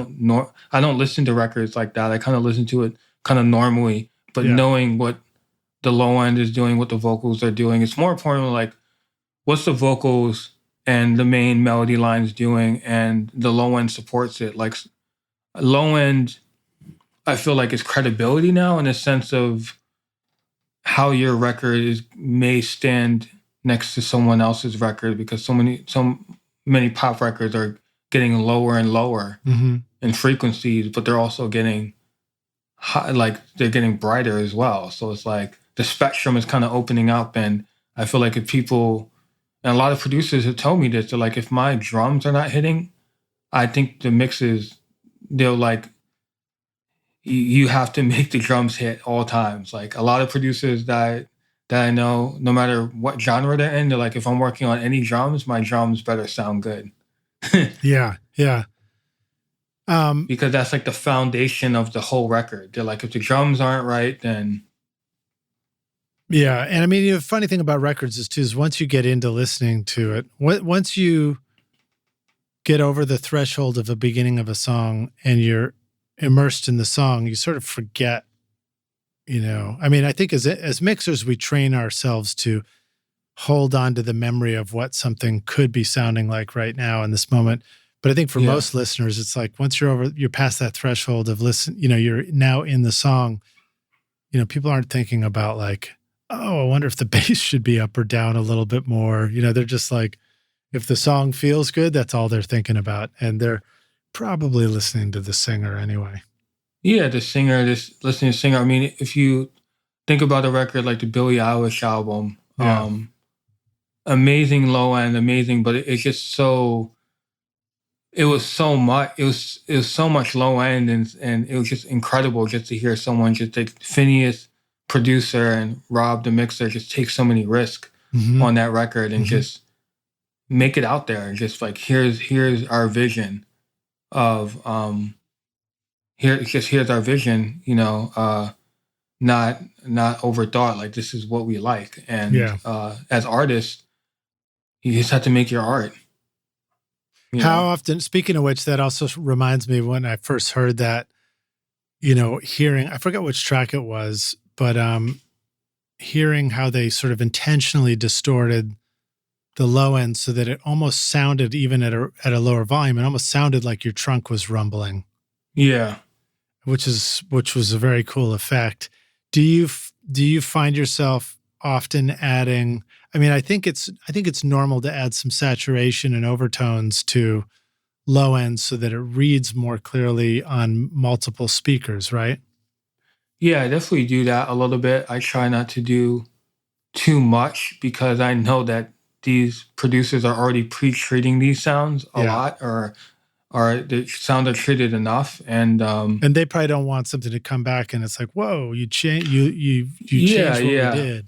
Yeah, like especially some of these producers are the Grammy nominated, Grammy award winning producers, and they have a particular sound, and then like just mix the record, and um that's like high level mixers, it's like 5% better, but it's like the right 5% better. Right.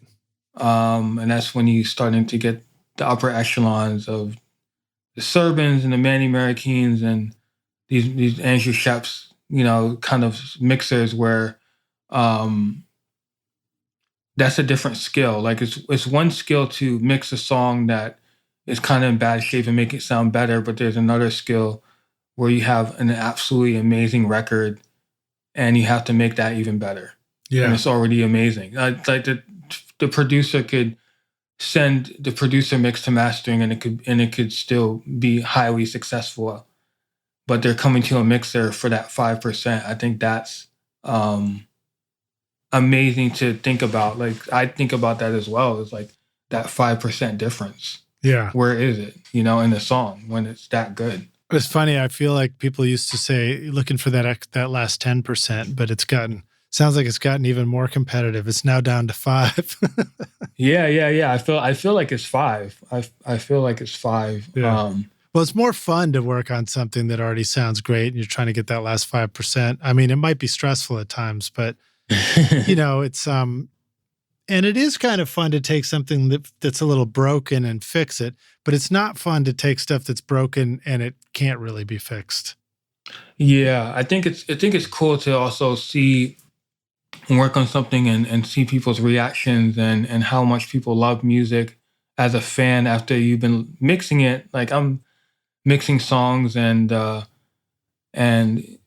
then it goes out into the world, and then you start seeing other people enjoying the music as music fans, and I'm like, wow, like this is amazing, because like we're hearing it for the first time, and I feel like mixers, we're like, the ideal listener. We're like the ideal car stereo guy. It's like, oh, just add a little bit of treble, a little bit of bass, and it'll just sound good. It's like we're like the detailed version of that. Can you imagine if you're listening to music and you're like, man, I wish I could put some cool effect on this person's voice. It'll make this song sound so much cooler if there was like some weird effect, And I kind of think of music like that. It's like I'm still a listener first and foremost, but I'm just a trained listener who can manipulate the music. Hearing you talk about the add a little bass, add a little treble, I slightly suspect that the beginning of my engineer interest was that time I had a junky car, but I got a little graphic EQ and put it in there.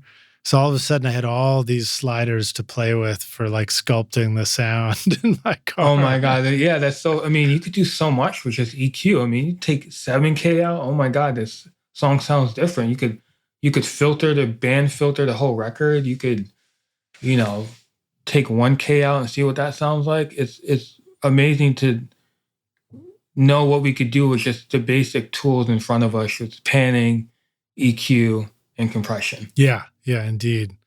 EQ is a great start. Level, I always like to think mixing is like the first thing to learn is the mute button. Second thing to learn is the fader. Next is panning, then EQ, then compression. Maybe first thing to learn is effects or sing well. yeah, sing well. That's important. All right, so Cecilia Galt, that's another artist, or Cecilia, maybe the album. That's the artist, right? Yeah, Cecilia Galt. Great. Some of those tracks have a really great punchy kick and sub bass that work really well together. So more questions about that. What are some ways to get an 808 kick or a punchy bass and low bass to work together really well in a mix? What stuff you hinted at sidechain things. Maybe talk a little bit about what goes on in your template as far as how you start building your mix and setting the sub bass, the kick, so that all that sounds right. And then hopefully I want to make sure I ask you about vocals and some other stuff before we run out of time here too. But give us some, geek out a little bit on some stuff that we could try as far as making sure that the foundation of our mix is sounding great in the low end. Yeah, I think it's funny because people talk about my low end. I'm like, I really don't do that much. I really don't. Maybe like, that's it. Maybe that's part of the answer. I really don't. I like the Manny EQ. I like the Spectre harmonic additive EQ. For me, it's about carving around the 808, right? So it's like we have an 808. The tone is strong. You're using your fader. Sometimes the 808 needs to come down 2 dB, and you need to carve the low end out of other things. Like maybe there's too much 300 hertz in the synth. You take that out, and then all of a sudden your 808 is starting to punch because you're filtering low end out of the things that don't need the information. When you think about a mix, there's only so much energy we could put, and we're kind of placing instruments in different, I guess, energy pockets, right? Yeah. And there's only a few instruments that need the entire spectrum, and vocals need as much of the spectrum as possible. So you might find yourself, would it be safe to say that you might roll off the low end more on some of the instruments and percussion and stuff, but with the vocal, you don't want to roll off too much low end?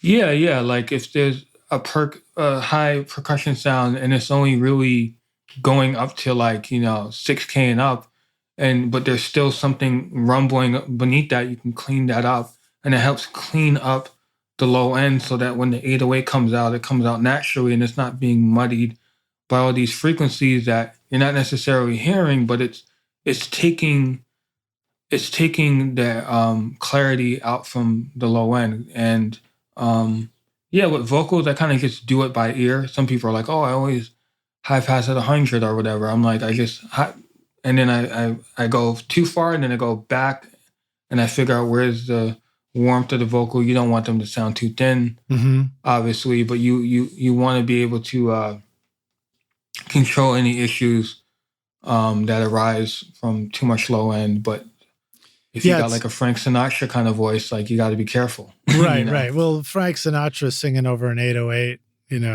Yeah, I don't know if that's going to happen. I don't know. Maybe with the AI technology,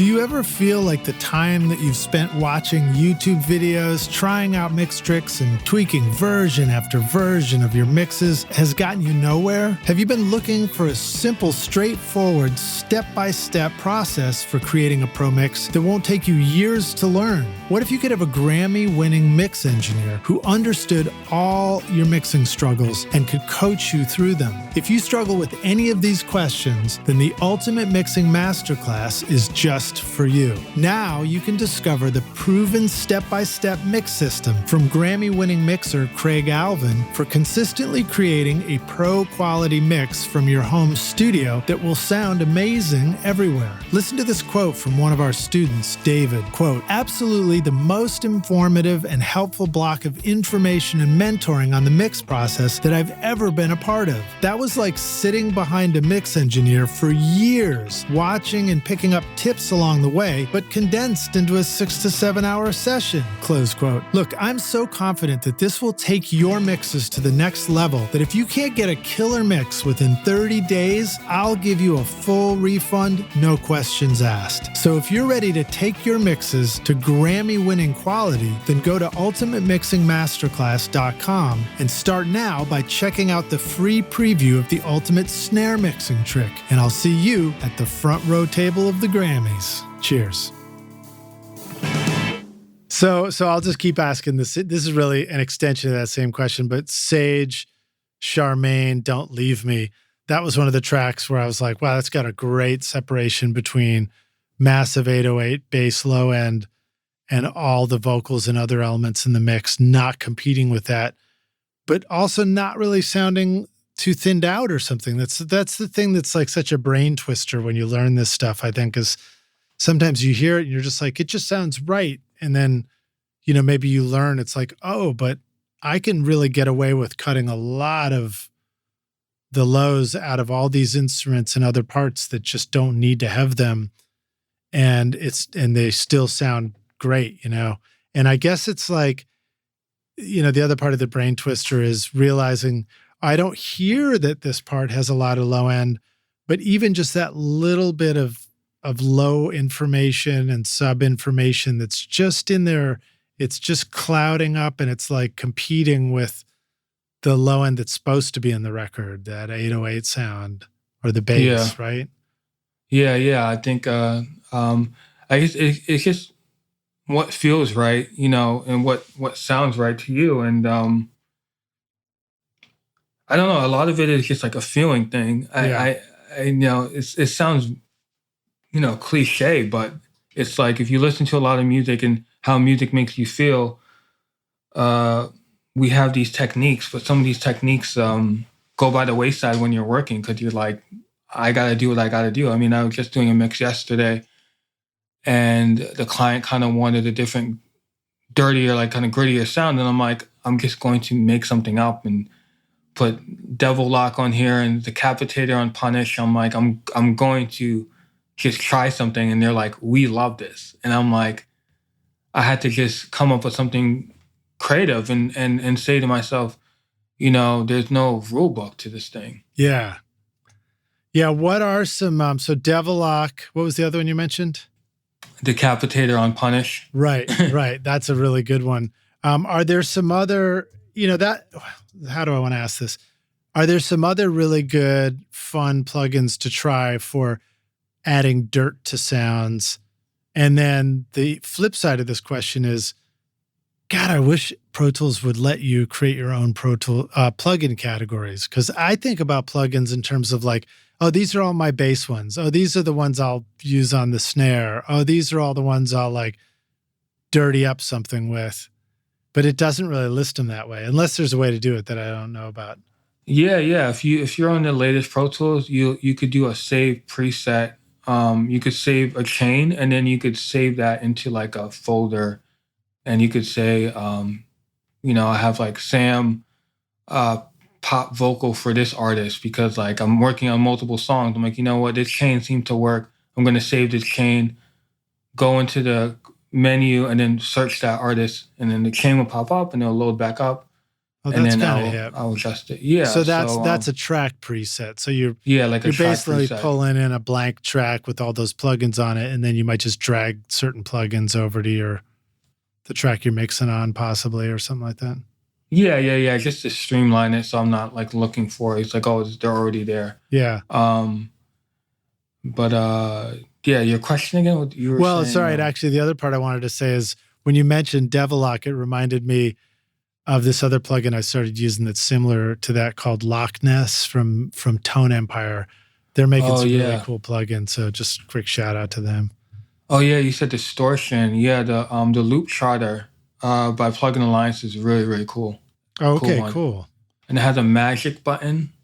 That's kind of another saturation device. I think it comes from the summing unit of Loop Charter has a summing unit, so I think that comes from a different unit. And there's something more subtle, which is the oven, which is like a Right. harmonic EQ plugin. So that's a little bit more on the That's from subtler side. Mayor Applebaum. Yeah, yeah. Yeah, that's cool. I haven't tried that yet. So, and I was under the impression that he had sort of originally designed that unit to be a mastering tool, but is that something you can kind of dirty up and add a little bit of something harmonic to individual instruments and stuff? Yeah, a little bit. I think it has like tools where you could calibrate the headroom on it, and it just has a more of a gentle saturation sound versus something that like a decapitator, which is more like aggressive and harsh, and Yeah. or not harsh if you're using a different model or whatever. But it's yeah, we have so much, and then of course there's lo-fi. I use lo-fi all the time. Right. I always On forget just about one or lo-fi. two, lo-fi is amazing. Yeah, that's funny that you said that because that was one of Chris James's tips was to use. He was like, put lo-fi on the whole mix and just do 1% distortion. And it was like this, like just like one notch better or something, you know.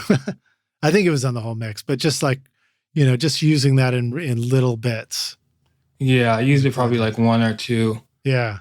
And it just seems to do something. Also, the bit rate, you could turn it down to like 15 bits or 8 bits. Mm-hmm. Pretty cool. Yeah.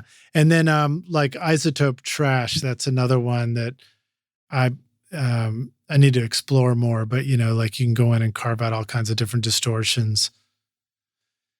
And it's pretty fun to mess around with all that stuff. You know, there's such a variety of things out there. But once again, here I am trying to convince you to like overwhelm yourself with too many options, right? Okay, cool. So let me see here.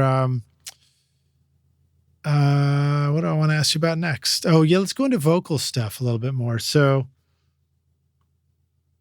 well, this is a combination. So, the first one I'll ask is this like Stray Kids and Maron. Not sure how you pronounce that, but both those, like I noticed that there was a really like nice top end sheen going on with vocals. They sounded great, and I wanted to ask, like, what are some of the ways to give vocals in a mix that sort of clear, airy, upfront sound? You know, get all that kind of brightness without going over the top with it. You know? Yeah. Yeah, Marone is an incredible artist. A lot of vocals, a lot of probably like 80 tracks of vocals. Wow. It's a lot of stacks. It's a lot of stacks. Yeah. That's a lot of Sony C800 mics.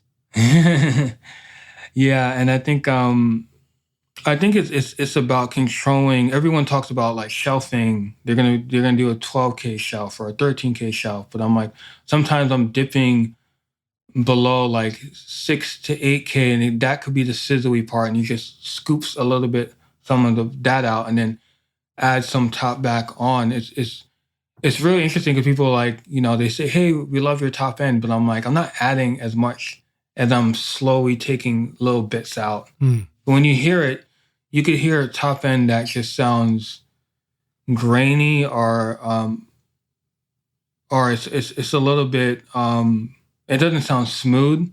So also the other thing I would do, I use Smooth Operator, Baby Audio. Okay. Also have a preset on there called the Vocal Smooth. That worked really well on the Stray Kids because they have different timbres on all the members' vocals.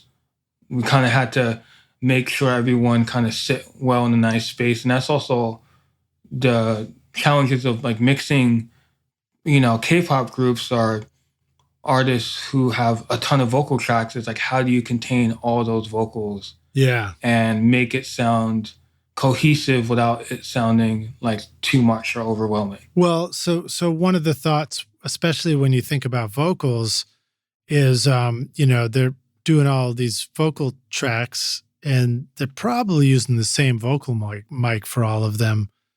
And maybe maybe not unlike Bruce, where he might have people move around on the mic, maybe they're just in the same spot on the mic too. So when you start stacking vocals, right, we run into that risk of stacking all the anomalies of that vocal chain. It's like it kind of spikes whatever frequencies are already enhanced. Is that an accurate thing to say, you think? And is that something that you find yourself trying to address when you're doing vocal stacks?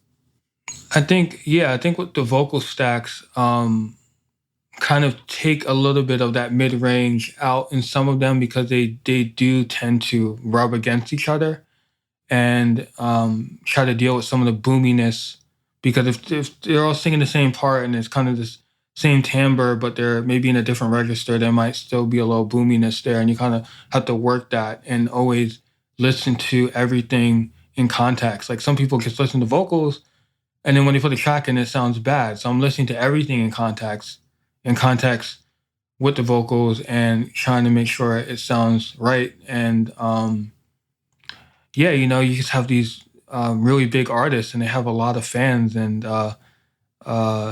you got to make sure everyone is happy and everyone sounds as amazing as they possibly can. Yeah.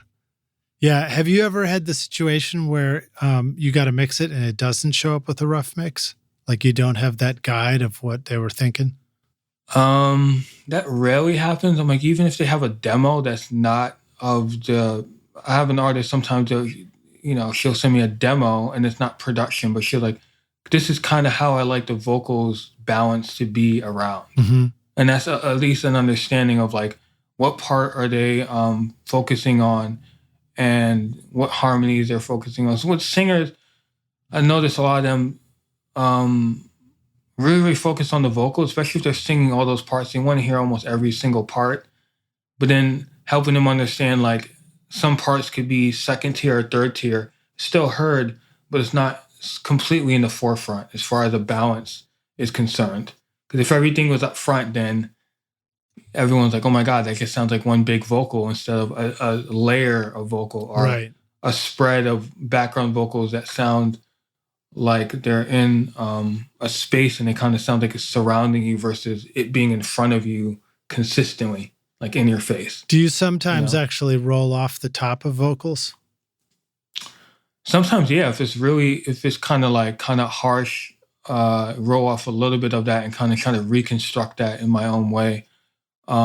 It's a feel thing for me. Sometimes I'm taking the little EQ knob and just moving it around and feeling how does this sound? Does it sound better? And bypass is your friend. Mm-hmm. Bypass, check it, turn it back on, make sure you're not harming anything. And it helps get your brain kind of calibrated to like how it should sound. I think when you've been mixing long enough, you kind of know if something doesn't feel or sound right. You're like, oh, this is too much. And you can adjust accordingly. Do you find that you also have to adjust levels so that you're sort of level matching your bypasses too? Make sure you're not fooling yourself just by hearing things louder?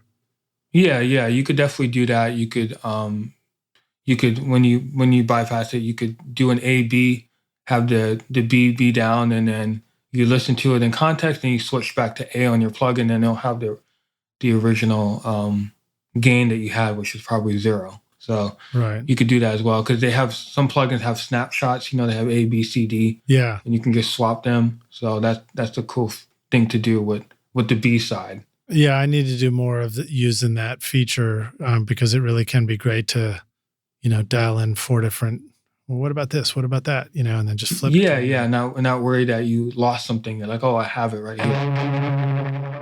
This podcast is proud to present Recording Studio Rockstars Academy. Are you ready to take your recording, mixing, and mastering to the next level and make your best record ever? Then visit the Academy to find the course that's right for you. Want to record killer drums in your home studio? Then check out Rockstars of Drums to learn how to record, edit, and mix pro-sounding drums with a professional Nashville session drummer in a Grammy-winning studio. Or if you're ready to start mastering your own records at home, then then check out Rockstars of Mastering, where I walk you through exactly how I master my own records using nothing but plugins. Plus, I take you into a world-class mastering studio, Sterling Sound, to meet with Ryan Smith and hear how he professionally mastered my record, Skadoosh, for release to streaming platforms. That's the music you hear on this podcast, Rockstars. And if mixing is your focus, then check out my free mixing course, Mix Master Bundle, where I show you how to mix using stock and free plugins in Pro Tools. Plus, you get a look at how I recorded everything in my studio and multi-track downloads for you to practice mixing and even upload to your website if you want. Are you ready to make your best record ever? Then go to recordingstudiorockstars.com/academy to get started now. One way to think about it, I think, that, like, when I first started making YouTube videos, and I was like, oh, you have to pick a thumbnail image.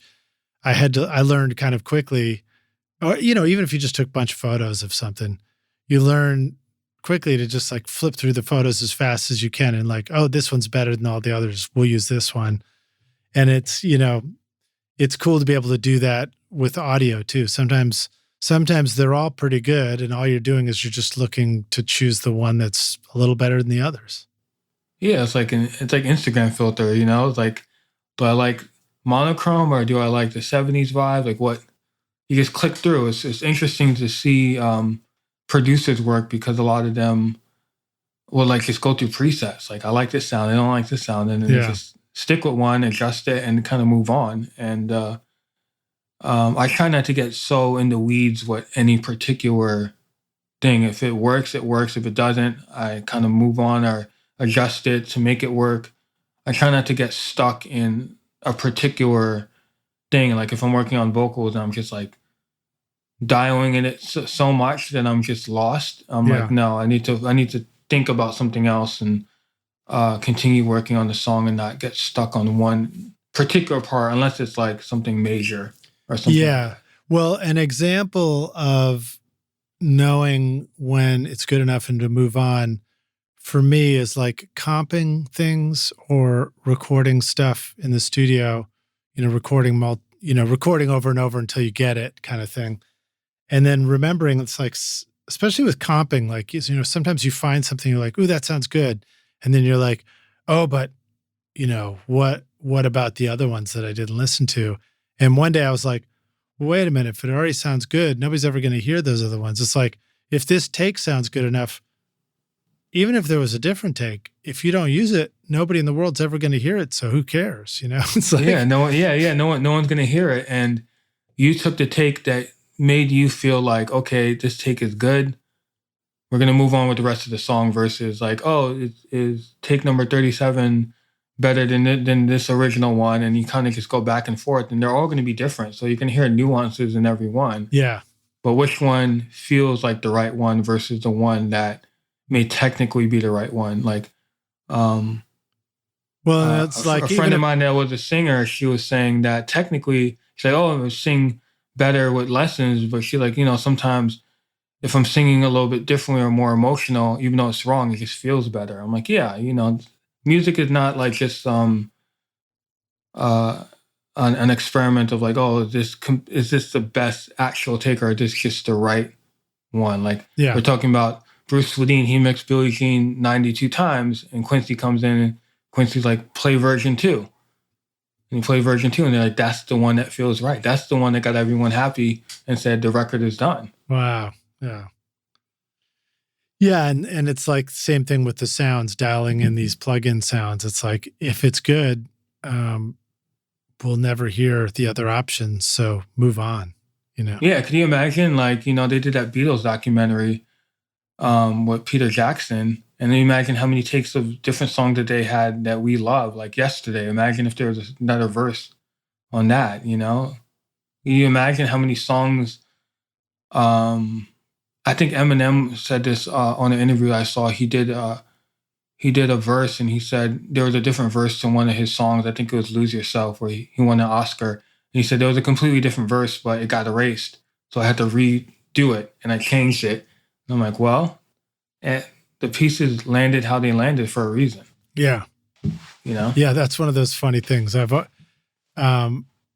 you don't want to have to redo something if you've already got it. But funny enough, those times where something accidentally got deleted or something and you had to redo it, I found that magically the new version is even better because people they step up to the plate and do it right.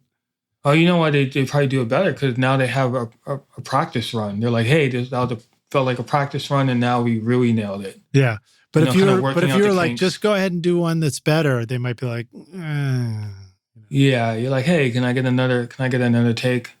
And it's because I was watching the movie Air, Ben Affleck and Matt Damon about the Jordan sneaker, and I was like, how many takes do these actors do, and when do they know, like they're doing the same take over and over, and it's like an emotional take, and they got to do it over and over again. And it's like that takes a lot of courage and a lot of like energy to be able to be that emotional and have to do that over and over again, in front of a cast and crew. Yeah. And I don't know if you're hearing the dogs, they all got let out in the neighborhoods. They're all barking in the background, but we could do this podcast over and over again to try and get a no dog take, but this is the one, rock stars. This is the one we're using. There's a lot of dogs in my neighborhood, unfortunately. Yeah. I asked my neighbors they're very accommodating, and I'm like, hey, I'll be doing an interview from this time, but I think they were like literally like as soon as the time was up, they're like, dogs are out. So maybe that's my cue. Let me ask you one more question, then the closing question. Is that cool? You have enough time for that? Yeah. Okay, groovy. So again, Cecilia Galt, As Long As It's You, has this super wide effect on the kind of synth. I don't know if it's the like upper bass part synth, but it really struck me about how wide it sounded in the studio on the speakers. And so I wondered if you wanted to talk a little bit about some of the ways that are cool to you to make things sound wide in the mix, where you're like, I just want this to be bigger than life. And then the flip side to that question is mono still important? Mono is definitely still important. I think with wide sounds, some of these producers are already giving me wide sounds. So sometimes something might be a little too wide. I'm actually panning that in a little bit. And when you have things that are too wide and you pan one thing in, the main element sounds even more wide because you panned one part in. So now it sticks out even more. I really don't do that much manipulation, but if I do something, you could do something like an MS and add a little top end on just the sides, and it kind of gives you an impression of width without messing too much with if you're going to use like an S1 or like a wave center. And mono makes things kind of hit hard, like a lot of mono kicks and vocals and things like that. It's definitely still important, especially when you're talking about width and you hit the mono button and you hear things disappear. Sometimes a lot of elements are lost when you hit the mono button. So mono button is good for just phase and if you're going too wide. And there was a cool production point with that song that the only mix note I really got was turn up the washer machines. There's washer machines in that song that hit where the kick hits, and they act like that clicky kick part, but they're actually washer machines in the song. Wow. Was it somebody actually like hitting a washing machine? No, it sounded like it I don't know if he recorded it that way, but it was just like a washing machine. It was kind of snapping, a hitting sound. Wow. Fascinating. And that's in the production. Very, very low, but it does help. That sort of this is a whole nother podcast, honestly, but it reminds me that I need to just go take that Koala sampling app for the iPhone and just go around recording cool sounds everywhere and just start composing that way, because that's a fun way to it's fun to make records when you start out with some unique and original sounds and just start putting it all together from that. Yeah, isn't Chad Blake the king of that, like field recording, going out there with like Tom Waits and just like recording all sorts of things just to have it, Yeah. All right, man. So, dude, I really appreciate you doing this podcast with us. Thank you so much. I have one closing question. This is our hypothetical question I love to ask all the guests. and we're going to take the Wayback Studio machine, and you go back and find young Sam who's like, maybe I should apply for that Bruce Swedien mixing camp, or something like that. And you go back and you say, listen, you're going to go find yourself at a younger age, and you say, listen, I've come back to give you this bit of advice. Here's the single most important thing you need to know to become a rock star of the studio yourself one day. What advice would you like to go back and give yourself if you could? I think the biggest advice is, always remember your why. Remember why you're in the studio. Remember that you love music no matter what.